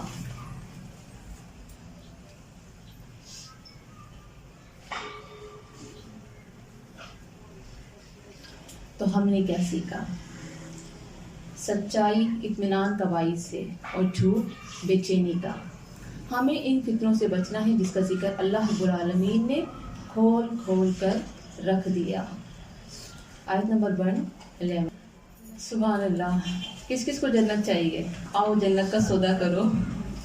کتنی خوبصورت آیت ہے نا، اور سودا بھی کتنا آسان. اللہ تعالیٰ تو ہم سے نہ سونا مانگ رہا ہے، نہ چاندی مانگ رہا ہے، نہ ہیرے مانگ رہا ہے. اور دنیا میں آپ ایک گھر لینے جائیں کتنا ایکسپینسو ہوتا ہے کہ اس کا پیسہ، ویسیاں، کتنی محنت، کتنا اسٹرگل، پھر بھی نہیں ملتا. اور یہاں تو جنت دی جا رہی ہے. تو اللہ تو جنت دینا چاہ رہا ہے، تو کیا ہم لینا چاہ رہے؟ آئیں دیکھتے ہیں. ان اللہ، بے شک اللہ نے، اشترا، خرید لی، شین رایا، من المؤمنین، مومنوں سے، انفسہم، جانیں ان کی، واموالہم، اور مال ان کے، بِأَنَّ، باوجہ اس کے کہ، لہم الجنہ، ان کے لیے ہے جنت. یعنی انصار مدینہ، باقی سارے مسلمان، صرف انصار مدینہ کی بات نہیں ہو رہی، صحابہ کرام کی بات نہیں ہو رہی، میری اور آپ کی بھی بات ہو رہی ہے. آؤ جو بھی یہ معاہدہ کرنا چاہتے ہو تیار ہو جاؤ، لیکن کیا دینا پڑے گا؟ 2 چیزیں، جان، مال. صرف 2 چیزیں، یہ ہے کرنسی جنت کی. اگر چاہیے تو پیش کر دو. بِأَنَّ، باوجہ اس کے کہ، لہم الجنہ، ان کے لیے جنت ہے. یقاتلون، وہ جنگ کرتے ہیں، فی سبیل اللہ، اللہ کے راستے میں. وَيَقْتُلُونَ، پھر وہ مارتے ہیں، وَيُقْتَلُونَ، اور وہ مارے جاتے ہیں. اللہ اکبر. جو شخص جان دینے پر آ جائے نا تو در حقیقت وہی تو مومن ہوتا ہے، جان دینے کے لیے تیار. یہاں تو ہم وقت دینے کے لیے تیار نہیں ہیں، ہمارے پاس تو وقت ہی نہیں ہے نا، کیا کریں، اتنے کام. تو یہاں پر تو جان کی بات ہو رہی ہے. وعدن، وعدہ ہے، علیہ، اس کے ذمے، حقاً، سچا، حق قاف، فی التوراۃ، تورات میں، والانجیل، اور انجیل میں، والقرآن، اور قرآن میں. یعنی ان تینوں کتابوں میں یہ وعدہ اللہ نے سب سے لیا ہے کہ تمہیں چاہیے نا جنت، تو یہ 2 چیزیں ہیں، یہ 2 چیزیں دو اور جنت لے لو. ومن، اور کون، اوفا، زیادہ پورا کرنے والا ہے، بعہدہ، اپنے عہد کو، من اللہ، اللہ سے. یعنی اور کون سچا ہو سکتا ہے اللہ سے؟ اللہ ہے نا سب سے سچا وعدہ کرنے والا. دنیا میں تو آپ کوئی بھی سودا کریں، آپ کو تو ڈاؤٹ رہتا ہے نا کہ پتنی کوئی دھوکہ نہ دے دے مجھے، پتنی اس سے میں سودا تو کر رہی ہوں، پتنی وہ چیز مجھے ملے گی یا نہیں، یا صحیح ہوگی. لیکن اللہ سے سودا ہو رہا ہے، اور اللہ سے بہترین سودا کون کر سکتا ہے؟ اللہ سے زیادہ امانت والا کون ہو سکتا ہے؟ سچا کون ہو سکتا ہے؟ یہاں پہ یہ بات ہو رہی ہے. فاستبشروا، پس خوشیاں مناؤ، ببیعکم الذی، اپنے سودے پر، وہ جو بایعتم، سودا کیا تم نے، بھی، ساتھ اس کے، وذالک، اور یہ ہوا وہی ہے، فوز العظیم، کامیابی بہت بڑی. اب دیکھیں جناب، ہم جاتے ہیں بازار سودا لینے، آپ کیلے اور سیب بھی لیتی ہیں نا، الٹ پلٹ کر کے دیکھ رہی ہوتی ہیں، ایسا تو نہیں ہوتا نا آنکھیں منہ ادھر ہے دے دے بس، آپ دیکھتی ہیں کہ یہ ٹھیک ہے بھی یا نہیں. تو کیا اللہ ایسے ہی ہم سے سودا کر لے گا؟ اللہ ہمیں بھی الٹ پلٹ کر کے دیکھے گا. کس کو دیکھا تھا؟ کس نے کہا تھا؟ حضرت بلال. کیا کہا تھا؟ کتنی تکلیفیں سہو گے، کتنا مارتے ہیں یہ لوگ تمہیں، تم کہہ کیوں نہیں دیتے کہ اللہ ایک نہیں ہے، تمہارا رب تمہاری مدد کیوں نہیں کرتا؟ تو بلال نے کہا تھا کہ جب تم کوئی چیز لیتے ہو تو ٹھوک کے لیتے ہو، میرا رب بھی مجھے چیک کر رہا ہے. اللہ اکبر. تو یہاں پر ہمیں بھی دیکھنا ہے، کیا ہم اس لائق ہیں کہ جنت میں جائیں؟ ہم ڈیزرو کرتے ہیں جنت؟ ایسا لگتا ہے؟ جائزہ لیں، صبح سے رات تلک کیسا میں وقت گزارتی ہوں. میرا رب مجھے کہاں کہاں دیکھ کے مسکرا رہا ہوگا اور کہاں کہاں دیکھ کر اسے غصہ آ گیا ہوگا. تو پتہ چلے گا کہ میری تو شب و روز اس کی ناراضگی میں گزر رہے ہیں. مجھے تو اس جنت کی کوئی طلب ہی نہیں جس کے لیے صحابہ نے اپنی زندگی وقف کر دی، اپنی جان اپنی مال کا سودا کر دیا. تو یہاں پر جنت جسے چاہیے جنت کا سودا کر لے. ایمان والوں کے نفس کا سودا. جب تک بکے نہ تھے کوئی پوچھتا نہ تھا، تو نے خرید کے مجھے انمول کر دیا. بہت خوش نصیب ہیں آپ کہ یہاں بیٹھی ہیں، بہت خوش نصیب ہوں میں کہ میں کچھ اللہ کا کلام یہ ناچیز بھی آپ کو بتا رہی ہیں، ورنہ اس قابل نہ تھی. بہت بہت گناہ گار. حضرت عمر اکثر رویا کرتے تھے اور روتے ہوئے کہتے تھے کہ میں تو کچھ بھی نہ تھا، مجھے تو لوگ اتنا جانتے بھی نہیں تھے، بکریاں چراتا تھا، اونٹ کی نکیل پکڑ کے نکلتا تھا. اللہ جب سے تیرے دین سے جڑا تو نے تو مجھے بے مور کر دیا. آج مجھے لوگ امیر المومنین کہتے ہیں، میرا تو کوئی مقام نہ تھا. تو کبھی آپ نے فخر کیا اپنے آپ پر، اپنے رب کے سامنے؟ لوگوں کے سامنے نہیں، رب کے سامنے. اللہ تو نے مجھے اس لائق سمجھا، ورنہ میں اس لائق تو نہ تھی کہ تیرا قرآن سیکھتی. اللہ ہی تو تیری توفیق ہے جو ہر کلاس میں آ جاتی ہوں. اللہ ہی تیری محبت ہے ورنہ میں اس لائق نہ تھی. یہ اللہ تعالیٰ کے ایک خاص فضل و کرم کا بیان ہے کہ اس نے مومنوں کو ان کے جان مال کے بدلے جو انہوں نے اللہ کی راہ میں خرچ کیے جنت عطا فرما دی، جبکہ یہ جان و مال بھی اسی کا تو دیا ہوا ہے. یہ ہمارا کمال ہے، یہ جان جس پر ہم اتنا کرتے ہیں، یہ ہاتھ یہ پیر یہ آنکھیں یہ جسم، یہ ہمارا کمال ہے؟ نہیں نہیں نہیں، وہ سب اسی نے دیا ہے. وہ اپنی ہی دی ہوئی چیز ہم سے مانگتا ہے کہ جو میں نے آنکھیں دی ہیں نا ان کو قرآن کے لیے لگا دو، یہ جو میں نے پیر دیے یہ جسم دیا ہے نا میری رضا کے لیے دے دو. جبکہ اس کا ہی دیا ہوا ہے. وہ چاہے تو ایک پل میں ہماری سانسیں روک دے، وہ چاہے تو ہماری زندگی کو آج ابھی اسی وقت ختم کر دے. اس کے لیے کچھ مشکل ہے؟ کچھ بھی مشکل نہیں ہے. وہ تو بڑا رحمان ہے، وہ بہت محبت کرتا ہے مجھ سے اور آپ سے. وہ بار بار مہلت دیتا ہے، بار بار کہتا ہے میری بندیوں میری طرف آ جاؤ، آؤ میری طرف، دیکھو تو صحیح میں تمہیں کتنا دوں گا. تو اپنی ہی ہوئی دی ہوئی چیز کے بدلے وہ عطیہ کر رہا ہے. یعنی کیا دے رہا ہے؟ جنت دے رہا ہے. پھر آپ یہ دیکھیں، جنت وہ نہایت ہی قیمتی جگہ کہ جس کو حاصل کرنا اور جس کا مل جانا بہت بڑی خوش نصیبی ہے.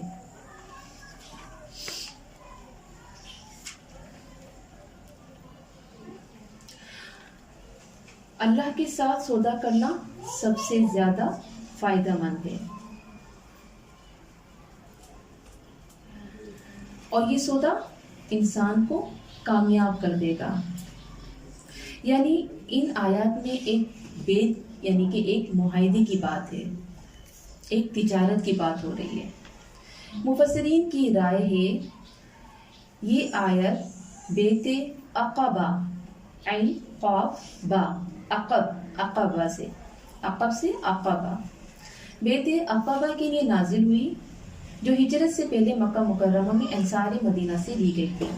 اس لیے پوری سورت مدنی ہونے کے بعد ان آیات کو پوری سورت مکی ہونے کے بعد ان آیات کو مدنی کہا گیا ہے. عقبہ پہاڑ کے ایک حصے کو کہا جاتا ہے. عقب کا مطلب کیا ہے؟ پچھلا.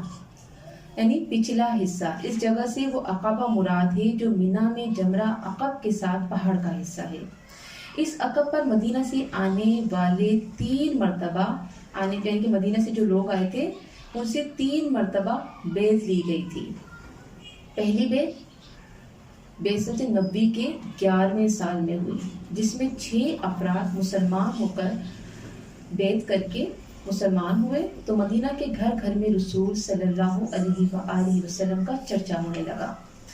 اگلے سال موسم حج میں 12 لوگ اسی جگہ یعنی کہ عقبہ کا جو مقام ہے، جن میں 5 پہلے اور 7 نئے لوگ تھے، سب نے بیعت کی۔ اب مدینہ میں خاص تعداد ہو گئی مسلمانوں کی جو 40 سے زائد تھی۔ انہوں نے کہا ہمیں قرآن پڑھانے کے لیے کسی کو بھیجا جائے۔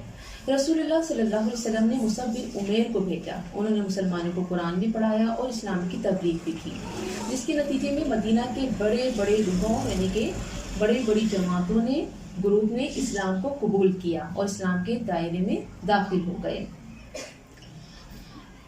بعثت نبوی کے 13ویں سال میں یعنی آخری سال جس کے بعد ہجرت ہو گئی تھی، تو آخری سال میں 70 مرد اور عورتیں اسی عقبہ کی جگہ پر جمع ہوئے۔ یہ تیسری بیعت عقبہ ہے جو آخری ہے، اور عموماً بیعت عقبہ سے یہی بیعت مراد ہے۔ یہ بیعت کفار سے جہاد اسلام کے عقائد کے ساتھ، اور پیارے نبی صلی اللہ علیہ وسلم جب ہجرت کر کے مدینہ پہنچے تو آپ کی حفاظت اور حمایت کے بارے میں لی گئی تھی۔ یعنی یہ بیعت کیوں لی گئی تھی، کیا وجہ تھی کہ اسلام کے جو عقائد ہیں ان کو آپ کو پورا کرنا ہے اور کفار سے جہاد کرنا ہے، اور اللہ کے نبی صلی اللہ علیہ وسلم جب ہجرت کر کے آئے تو ان کی حفاظت کرنی ہے اور مسلمانوں کی بھی حفاظت کرنی ہے۔ یہ بیعت تھی یہ، تو 3 دفعہ یہ بیعت ہوئی اور آپ کو تعداد بھی بتا دی، کیونکہ ذہن میں آتا ہے نا کہ جب ہم لوگ یہ واقعہ پڑھتے ہیں کہ اللہ کے نبی جب مدینے جا رہے تھے تو لوگ جو ہے گلیوں میں چھتوں پر ہر جگہ جو ہے اللہ کے نبی کو ویلکم کرنے کے لیے کھڑے ہو گئے تھے، تو یہ کون لوگ تھے، یہ کب اسلام قبول کیا ان لوگوں نے، مدینے میں اسلام کیسے پہنچا، تو مدینے میں اسلام بیعت عقبہ سے پہنچا۔ ٹھیک ہے، اچھا پھر جس وقت یہ معاہدہ یعنی کہ بیعت ہو رہی تھی تو عبداللہ بن رواحہ نے عرض کیا یا رسول اللہ صلی اللہ علیہ وسلم، اس وقت معاہدہ ہو رہا ہے، آپ جو شرائط اپنے رب کے متعلق یا اپنے متعلق کرنا چاہیں وہ واضح کر دیں۔ آپ صلی اللہ علیہ وآلہ وسلم نے فرمایا میں اللہ تعالیٰ کے لیے تو یہ شرط رکھتا ہوں کہ آپ سب اس کی عبادت کریں، یعنی اس ایک کو اپنا رب مانیں، اس کے سوا کسی کی عبادت نہیں کریں گے، اور اپنے لیے شرط کہ میری حفاظت اس طرح کریں گے جیسے اپنے جانوں اپنی مالوں کی حفاظت کرتے ہیں۔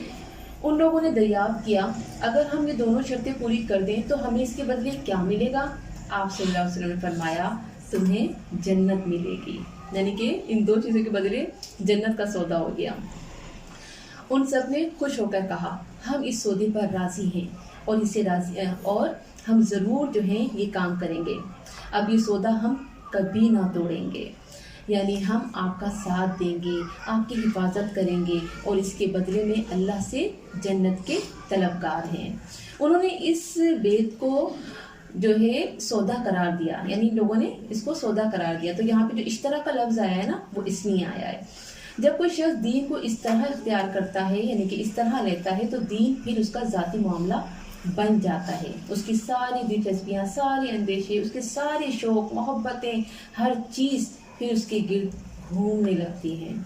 دین اگر وقت کا تقاضا کرتا ہے تو وہ اپنا وقت پیش کرتے ہیں، صلاحیت، ذہانت، قوت، طاقت مانگتا ہے، جان مانگتا ہے تو وہ سب کچھ دینے کے لیے تیار ہو جاتے ہیں، لیکن معاہدہ کرنا پڑتا ہے، کچھ عہد کرنا پڑتے ہیں، کچھ بیعت لینی پڑتی ہے کہ ہاں میں اپنے دین کے لیے کچھ کر کے دکھاؤں گی، کیونکہ وہ ایک معاہدے میں بندھا ہوا ہوتا ہے تو یہ سارے کام اس کے لیے بہت آسان ہو جاتے ہیں۔ ایسا انسان نہ اپنی انا کو پالتا ہے، نہ اپنے آپ کو بڑا سمجھتا ہے اور نہ اپنے آپ کو بڑی اہم چیز سمجھتا ہے، وہ اپنے آپ کو ہر لمحہ، ہر دم، ہر موقع پر، ہر حکم پر اللہ کے سپرد کر دیتا ہے، اپنی جان کو ہتھیلی پر رکھ کر جنگ کے لیے آگے بڑھ جاتا ہے، اپنی جان کی پرواہ بھی نہیں کرتا کیونکہ وہ اپنے معاہدے پر قائم رہتا ہے۔ تو کیا ہے، تو بچا بچا کے نہ رکھ اسے، تیرا آئینہ ہے وہ آئینہ، کہ شکستہ ہو تو عزیز تر ہے نگاہ آئینہ ساز میں۔ تو ہم نے کیا سیکھا، ہم کیا کرنے والے ہیں، ہم بھی کوئی عہد کرنے والے، ہمیں بھی جنت چاہیے، یہ دونوں چیزیں ہم دینے کے لیے تیار ہیں، اپنی جان، اپنا مال. یہی تو ہماری کمزوری ہے. یہ تو دونوں بڑی قیمتی چیزیں، لیکن در حقیقت یہ اسی کی چیزیں ہیں. وہ اپنی چیزیں ہی ہم سے مانگ رہا ہے. اگر سوچیں نا تو یہ سودا گھاٹے کا سودا نہیں ہے. ہم نے کیا سیکھا؟ جنت کے کئی درجے ہیں، جس درجے کا ایمان ہو اسی درجے کی جنت ملے گی. میرے عمل مجھے کسی جنت میں، کس جنت میں لے کے جائیں گے؟ اللہ جنت دینے کا سودا عمل کے مطابق کرے گا. آیت نمبر 112.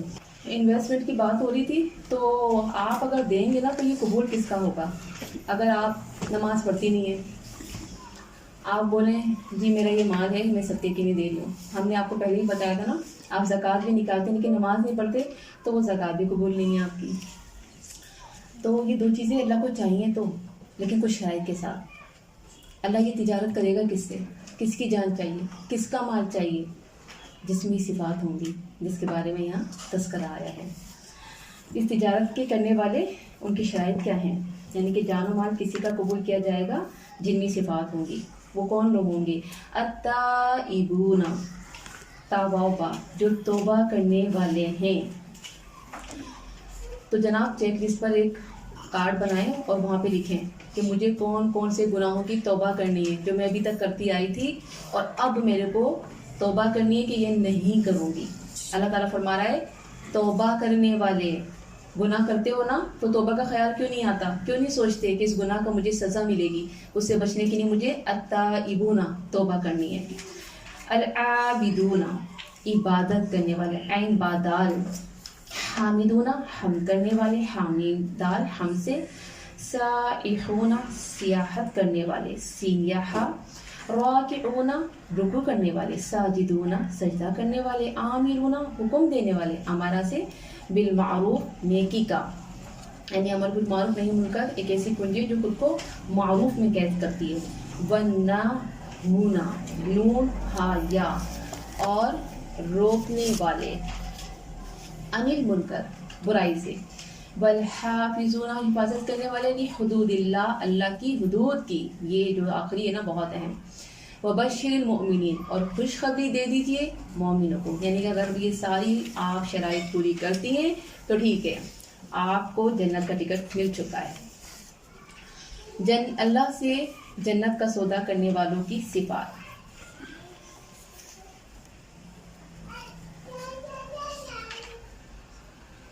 تو جناب ہم جانا تو جنت میں چاہتے ہیں مگر عمل کچھ بھی نہیں کرتے. تو یہاں پر ہمیں دیکھنا ہے کہ اللہ ہم سے کون کون سے عمل کی بات کر رہا ہے. نمبر 1 پر آ جائیں، التائبون، ہیڈنگ ڈال لیں. اس تجارت کو کرنے والوں کی صفات بتائی جا رہی ہیں اور شرائط بھی بتائی جا رہی ہیں. توبہ کرنے والے، یعنی بار بار اللہ کی طرف پلٹنے والے. وہ کیوں؟ اس لیے کہ بہرحال انسان کمزور ہے. عہد معاہدہ کرنے کے باوجود کہیں نہ کہیں غلطی، خلاف ورزی ہو ہی جاتی ہے.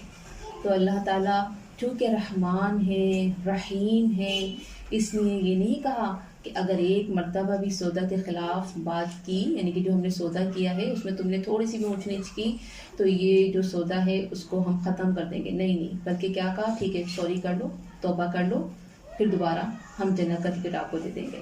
ورنہ عام طور پہ کیا ہوتا ہے، ہم دنیا میں کسی کے ساتھ اگر کسی کو گھر خریدنا ہے یا کوئی بھی چیز خریدنی ہے، ذرا سی اونچ نیچ ہو جاتی ہے تو سب کچھ ختم، اب نہیں کریں گے، یہ ٹھیک آدمی نہیں ہے، اس نے جھوٹ بول دیا، اس نے ایسے کر دیا. لیکن اللہ کہہ رہا ہے ٹھیک ہے ہو گیا، توبہ کر لو، تمہیں پھر جنت کا ٹکٹ دے دیا جائے گا. سبحان اللہ. میں تمہیں پھر مہلت دیتا ہوں کہ اگر ذرا غلطی خلاف ورزی کر بیٹھے ہو تو فوراً پلٹو، توبہ کر لو. جنت کے خریدار تو کثرت سے توبہ کرنے والے ہوتے ہیں. الحدیث. تو توبہ کی عملی شکل اختیار کرنا ہے. اعتراف کریں اپنے گناہوں کا. یہ نہ سوچا کریں کہ اللہ کی رحمت ہمیں جنت میں لے جائے گی. آپ دیکھیں کہ آپ کتنے گناہ کرتی ہیں، ان کا اعتراف جرم کریں. رسول اللہ صلی اللہ علیہ وآلہ وسلم نے فرمایا، لوگوں اپنے رب سے بخشش طلب کرو اور اس کی طرف پلٹ آؤ. اللہ کی قسم میں اللہ سے استغفار اور توبہ کرتا ہوں دن میں 100 بار. اللہ اکبر. کچھ غلطیاں ایسی ہوتی ہیں کہ جس کے بعد نیکی کی جائے تو غلطی کو مٹا دیا جاتا ہے، یعنی کہ آپ نے کوئی گناہ کیا لیکن آپ نے کوئی نیکی کی تو وہ گناہ مٹا دیا جائے گا۔ لیکن بہت سے گناہ ایسے ہوتے ہیں جس میں شعور کے ساتھ توبہ نہ کی جائے تو انسان پلٹ کر نہیں آتا اور اس کی توبہ قبول نہیں ہوتی۔ کیسے؟ جیسے مثال کے طور پہ کوئی بڑا گناہ آپ نے کیا ہے، اب آپ کیا کر رہی ہیں؟ بس ایسی نیکی کر لی، چلو بھائی اللہ تعالیٰ معاف کرے گا، نہیں، گڑ گڑانا پڑے گا، تہجد میں اٹھنا پڑے گا، رو رو کے معافیاں مانگنا پڑیں گی کہ میری وجہ سے دین اسلام کو یہ نقصان ہو گیا، میری وجہ سے میری بہن کا یہ نقصان ہو گیا، میری وجہ سے یہ فتنہ ہو گیا، میری وجہ سے یہ غلطی ہوئی ہے، تو دوسرے کو یہ تکلیف اٹھانی پڑے، اللہ کے آگے گڑ گڑانا پڑے گا۔ پھر دیکھیں عابدونا، عبادت گزار، عبادت میں ساری زندگی کی عبادات شامل ہیں، جو بھی عبادت ہوتی ہے۔ توبہ کے ساتھ عبادت ضروری ہے، صرف زبانی توبہ کافی نہیں ہے، بس آپ یہی کہتی رہیں کہ اچھا توبہ، معافی مانگتی ہوں، میں نے نماز نہیں پڑھی، معافی مانگتی ہوں، پردہ نہیں کرتی، معافی نہیں، آپ نے عبادات کو بھی شامل رکھنا ہے۔ عبادت کریں گی تو اللہ تک آپ کی پکار جائے گی، ورنہ آسمان کے دروازے بند کر دیے جاتے ہیں، دروازے نہیں کھلتے دعاؤں کے لیے، عبادت کرنا ہوگی۔ تو عبادت میں کیا آ جاتا ہے؟ نمازیں، سب سے پہلے نماز کو ادا کرنا ہے۔ نمازوں کا جائزہ لیں کہ آپ نماز کیسے پڑھتی ہیں، آپ کی طہارت کیسی ہے، خشوع کیسا ہے، روزے جو آپ کے رہ گئے تھے، جو قضا تھے اب کرنے ہیں، وہ آپ نے رکھ لیے یا نہیں رکھے، اب رمضان آنے والا ہے، کس بہن نے جو ہے اپنے چھٹے ہوئے روزے رکھ لیے ہیں۔ تو آپ یہ دیکھیں کہ آپ کی عبادات کی کیا کیفیت ہے، آپ نماز پڑھی، کیسے نماز پڑھی، سلو کما رأیتمونی اصلی، یا اپنی مرضی سے یا اپنے فرقے کی مرضی سے، نہیں، نماز کس کا حکم ہے؟ اللہ کے نبی صلی اللہ علیہ وسلم کو نماز سکھائی گئی، اور کس نے آ کے سکھائی؟ حضرت جبرائیل علیہ السلام نے آ کے سکھائی، اور اللہ کے نبی نے کیا کہا؟ سلو کما رأیتمونی اصلی، جس طرح مجھے نماز پڑھتے دیکھا ہے ایسی نماز پڑھو۔ اللہ کے نبی نے یہ نہیں کہا کہ وہ تو تم تو بھائی بڑی سمٹ کے پڑھنا، نہیں، یہ لوگوں نے خود نکالا ہے، خود بنایا ہے۔ آپ کو نماز کیسے پڑھنی ہے؟ جیسے ہمارے نبی نے فرمائی، جہاں اللہ کے نبی صلی اللہ علیہ وسلم نے عورتوں کی علیحدہ بات کی تو اس کو واضح کیا گیا۔ کوئی حدیث ایسی نہیں ملتی کہ آپ کو چپک کے کرنا ہے سجدہ، یا رکوع کرتے وقت آپ نے زیادہ نہیں جھکنا، نہیں۔ نماز کا طریقہ یہ کہ جو جبرائیل اللہ کے نبی صلی اللہ علیہ وسلم کو اللہ کے حکم سے سکھا کے چلے گئے، تو نماز کی ٹریننگ حاصل کریں، احادیث دیکھیں، ریفرنس دیکھیں، مکمل تسلی کے ساتھ وہ کام کریں جو اللہ کی یہاں قبولیت کا باعث ہو، نہ کہ اپنی مرضی۔ تو اس کے ساتھ ساتھ آپ نے یہ دیکھنا ہے، میں زکوٰۃ جو ہے ہر سال دیتی ہوں، یعنی اگر نہیں دی تو مجھے رمضان کے آنے سے پہلے زکوٰۃ ادا کرنی ہے۔ حج کے لیے میں کتنی تیاری کرتی ہوں اور کتنی دعا کرتی ہوں، یہ بھی بہت ضروری ہے۔ حامدونا، حمد و ثنا کرنے والے، شکر گزار لوگ، ہر حال میں اللہ کی تعریفیں کرنے والے، وہ عبادت، فرض، نماز، روزہ کو ہی نہیں سمجھتے، بلکہ ان کی تو ساری زندگی عبادت ہوتی ہے۔ وہ تو ہر چھوٹی بڑی بات پر اللہ کی حمد و ثنا بیان ہی کرتے رہتے ہیں۔ ساری دعاؤں کو دیکھیں، آپ کہاں کون سی دعا پڑھتی ہیں۔ اب نماز تو سب پڑھتی ہیں الحمدللہ، لیکن بعض لوگوں کیا ہوتا ہے، نماز پڑھ کے فارغ ہوئے، یہ بڑا مسئلہ ہے، مصیبت، گیس ہی چلی جاتی ہے، ٹھیک ہے چلی جاتی ہے، لیکن آپ نے اس طرح سے نہیں کہنا۔ اللہ رب العالمین اپنے ایمان والوں کی کچھ صفات بتاتا ہے، وہ ہر حال میں صبر کرنے والا، شکر کرنے والا، اللہ کی تعریفیں کرنے والا، آسانیاں مانگنے والا، مشکلات سے بچنے کے لیے دعائیں کرنے والا۔ تو آپ یہ دیکھیں کہ آپ دعائیں کیسے پڑھتی ہیں، سونے کی دعا، جاگنے کی دعا، کھانے کی دعا، باہر نکلنے کی دعا، گھر میں داخل ہونے کی دعا، بہت ساری دعائیں، پھر صبح شام کے اذکار، یہ تمام چیزیں کس میں آتی ہیں؟ حامدونا۔ اب دیکھیں سائحونا، صرف جسمانی عبادات اور زبانی شکر ہی نہیں بلکہ سیاحت کرنے والے، ان کو بھی کیا کہا؟ یہ مومنوں کی صفات ہے۔ زمین میں گردش کرنے والے، یہ سیاحت ان کی محض انٹرٹینمنٹ کے لیے نہیں کہ چلو بھائی آج پکنک بھی چلیں، آج یہاں چلیں، آج وہاں چلیں، ٹھیک ہے جا سکتے ہیں، منع نہیں ہے، لیکن محض دنیا میں گھومنا پھرنا نہیں، بلکہ ان کی سیاحت برائے طالب علم ہوتی ہے، برائے ہجرت ہوتی ہے، برائے جہاد ہوتی ہے، آثار قدیمہ سے عبرت حاصل کرنے کے لیے ہوتی ہے، کائنات میں پھیلی نشانیاں جو اللہ تک پہنچنے میں مدد دیتی ہیں اس کے لیے ہوتی ہیں۔ وہ ترک دنیا کے لیے سیاحت نہیں کرتے بلکہ اللہ اور رسول کی اطاعت کے لیے سیاحت کرتے ہیں، یعنی کہ ہر چیز میں آپ کیا دیکھیں؟ اللہ کی قدرتیں دیکھیں، اللہ کی تعریفیں بیان کریں۔ اس مثال کے طور پہ آج ہم نے کیا پڑھا کہ دو مثالیں پڑھی، ایک منافق کی اور ایک مومن کی، تو وہ پتھر تلاش کریں، ساحل پہ جائیں تو وہ کون سا پتھر ہے؟ جس کے نیچے سے پانی گزر جاتا ہے، جس کے اوپر سے بہہ جاتا ہے، وہ کون سی کھائی ہے، یعنی کہ آپ کو ایسی جگہوں پر یہ چیزیں کافی نظر آئیں گی۔ تو اس طرح کی چیزوں پر غور و فکر۔ رسول اللہ صلی اللہ علیہ وسلم سے ایک شخص نے سیاحت کی اجازت مانگی اور اس سے مراد اس کی یہ تھی کہ میں جنگلوں میں گھوموں پھروں۔ آپ صلی اللہ علیہ وسلم نے فرمایا میری امت کی سیاحت اللہ کی راہ میں جہاد کے لیے نکلنا ہے، اللہ کے دین کو سیکھنے کے لیے، سکھانے کے لیے، تبلیغ کے لیے، جنگ و قتال کے لیے، جہاں جس حال میں ہو، جو ضرورت ہو، یعنی کہ آپ کو یہ سیاحت کرنی ہے۔ اور اس میں صرف مرد نہیں بلکہ سورہ تحریم میں کیا آتا ہے، آیت نمبر 5 میں سائحات کا لفظ آتا ہے، یعنی عورتیں بھی سیاحت کر سکتی ہیں، عورتیں بھی اللہ کی قدرت، اللہ کی کائنات میں بہت کچھ غور و فکر کر سکتی ہیں۔ یعنی یہ لوگ زمین سے ٹک کر بیٹھنے والے لوگ نہیں ہوتے بلکہ متحرک لوگ ہوتے ہیں، فی سبیل اللہ کو، یعنی کہ فی سبیل اللہ کوشش کرنے والے لوگ ہوتے ہیں۔ وہ دنیا کو اپنا گھر نہیں سمجھتے۔ طالب علم، تبلیغ و تعلیم، جہاد و قتال، ہجرت، یہ سب انسان سے کیا مانگتی ہے؟ اسٹرگل۔ جتنا اسٹرگل ہوگا، جتنی حرکت ہوگی، اتنی ہی کامیابی ہوگی، کیونکہ حرکت میں برکت ہے۔ اللہ کے ساتھ سودا کرنے والے صرف چند کام کر کے مطمئن ہو کر نہیں بیٹھتے، وہ ہر دم اسی جستجو میں رہتے ہیں کہ مجھے اب اور کرنا ہے، اور کرنا ہے۔ اللہ کے بندوں کو کبھی نیند نہیں آتی، انہیں بستر اچھے نہیں لگتے، انہیں آرام پیارا نہیں ہوتا، انہیں وقت ضائع کرنے سے نفرت ہوتی ہے۔ یہ ہوتی ہے اللہ والوں کی پہچان۔ علم حاصل کرنے کے لیے، علم دینے کے لیے اور غریبوں کی خیر خواہی کے لیے ہجرت، جہاد، بچوں کو اسکول جیسے لوگ چھوڑنے جاتے ہیں نا، یہ بھی جہاد ہے۔ اچھی بات ہے، کرا کریں۔ اکثر خواتین کو دیکھو صبح بھائی 3rd فلور سے ہماری اترتی ہیں خاتون، بچوں کو چھوڑنے جاتی ہیں، اچھی بات ہے۔ کبھی سوچا کہ ان بچوں کو ہم مسجد بھی چھوڑ کر آئیں؟ تم جاتے نہیں نا، چلو میں چھوڑ کر آتی ہوں۔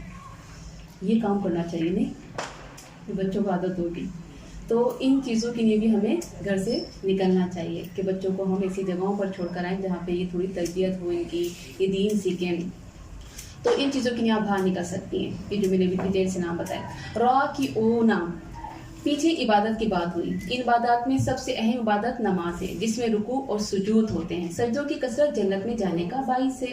جو اللہ کے لیے جھک جائے اللہ اس کو بلند کر دیتا ہے، یعنی اللہ کو جھکنا اتنا پسند ہے کہ جو اللہ کے لیے جھکتا ہے اللہ اس کو بلند کر دیتا ہے۔ اور اللہ کے نبی صلی اللہ علیہ وسلم کو یہ حکم تھا کہ نبی صلی اللہ علیہ وسلم آپ ان ایمان والوں کے لیے اپنے کاندھوں کو جھکا دیجیے۔ اللہ اکبر، یعنی کہ آپ دین کا کام کر رہی ہیں تو جھک کر عاجزی کے ساتھ، آپ کے اندر تکبر، اکڑ نہیں ہونی چاہیے، عاجزی ہونی چاہیے۔ تو یہاں پہ ساجدون میں تمام چیزیں آتی ہیں، اللہ کے آگے جھکنا، اللہ کے بندوں کے آگے جھک کر انہیں اللہ کا پیغام دینا۔ آمرون، اس کے بارے میں تو ہم بہت بات کر چکے ہیں۔ آمرون بالمعروف، یعنی کہ امر بالمعروف نہی عن منکر، برائی سے روکنا، نیکی کا حکم دینا، یہ مشن ہونا چاہیے۔ آپ دیکھیں کہ جو بھی برائی کر رہا ہے اس کو روکیں، اپنے ہاتھ سے روکیں، اپنی زبان سے روکیں، اور سب سے کمزور درجہ اپنے دل میں برا جانے۔ لیکن ہم تو کمزور نہیں ہیں، ہم تو بڑے اسٹرانگ ہیں، تو ہمیں کیا کرنا ہوگا؟ ہاتھ سے روکنا ہوگا، زبان سے روکنا ہوگا، یہ غلط ہے، ایسا نہ کریں، یہ بری چیز ہے۔ تو نیکی کا حکم دینا، جو نماز نہیں پڑھتی، پردہ نہیں کرتی، انہیں بولیں کہ نہیں اللہ کا حکم ہے، آپ یہ کام کریں۔ پھر اس کے بعد جو ہے نا وَالْحَافِظُونَ لِحُدُودِ اللَّهِ، یہ جو چیز ہے نا، اس کو آپ دیکھیں، اس پر اگر ہم غور کریں نا، کبھی بھی زندگی میں آپ بس یہ دیکھیں کہ میں لمٹ کراس تو نہیں کر رہی، اللہ نے جو حدود میرے لیے رکھی ہے اس سے باہر تو نہیں جا رہی ہوں۔ بس جس دن آپ نے یہ عہد کر لیا، آپ نے یہ طے کر لیا، آپ کامیاب ہو جائیں گے۔ اللہ کی حدود کو پامال نہ کریں، اللہ نے جو ایک ہمیں باؤنڈری دی ہے اس سے باہر نہ نکلیں، ہم کامیاب ہو جائیں گے، ہم جنت کے مستحق ہو جائیں گے، اللہ ہمیں جنت کا ٹکٹ دے دے گا۔ تو ہم نے کیا سیکھا؟ اگر ان میں سے کوئی کمی کی تو سودا پورا نہیں رہے گا، کیونکہ جنت سستی چیز نہیں ہے۔ اللہ کی حدود کا خیال رکھنا ہے، اپنے عملوں کا جائزہ لینا ہے، کیا یہ صفات مجھ میں ہیں، مجھے یہ دیکھنا ہے، کیونکہ اللہ تعالیٰ فرما رہا ہے اگر یہ ساری صفات ہیں وَبَشِّرِ الْمُؤْمِنِينَ، تو خوشخبری دے دیجیے آپ جنتی ہیں۔ تو الحمدللہ مجھے اور آپ کو اللہ رب العالمین نے جنت کا رستہ دکھایا، مجھے اور آپ کو آج اللہ رب العالمین نے بتایا تمہیں جنت کا ٹکٹ چاہیے تو یہ سب کرنا ہوگا۔ سبحانک اللہم و بحمدک، اشہد ان لا الہ الا انت، استغفرک۔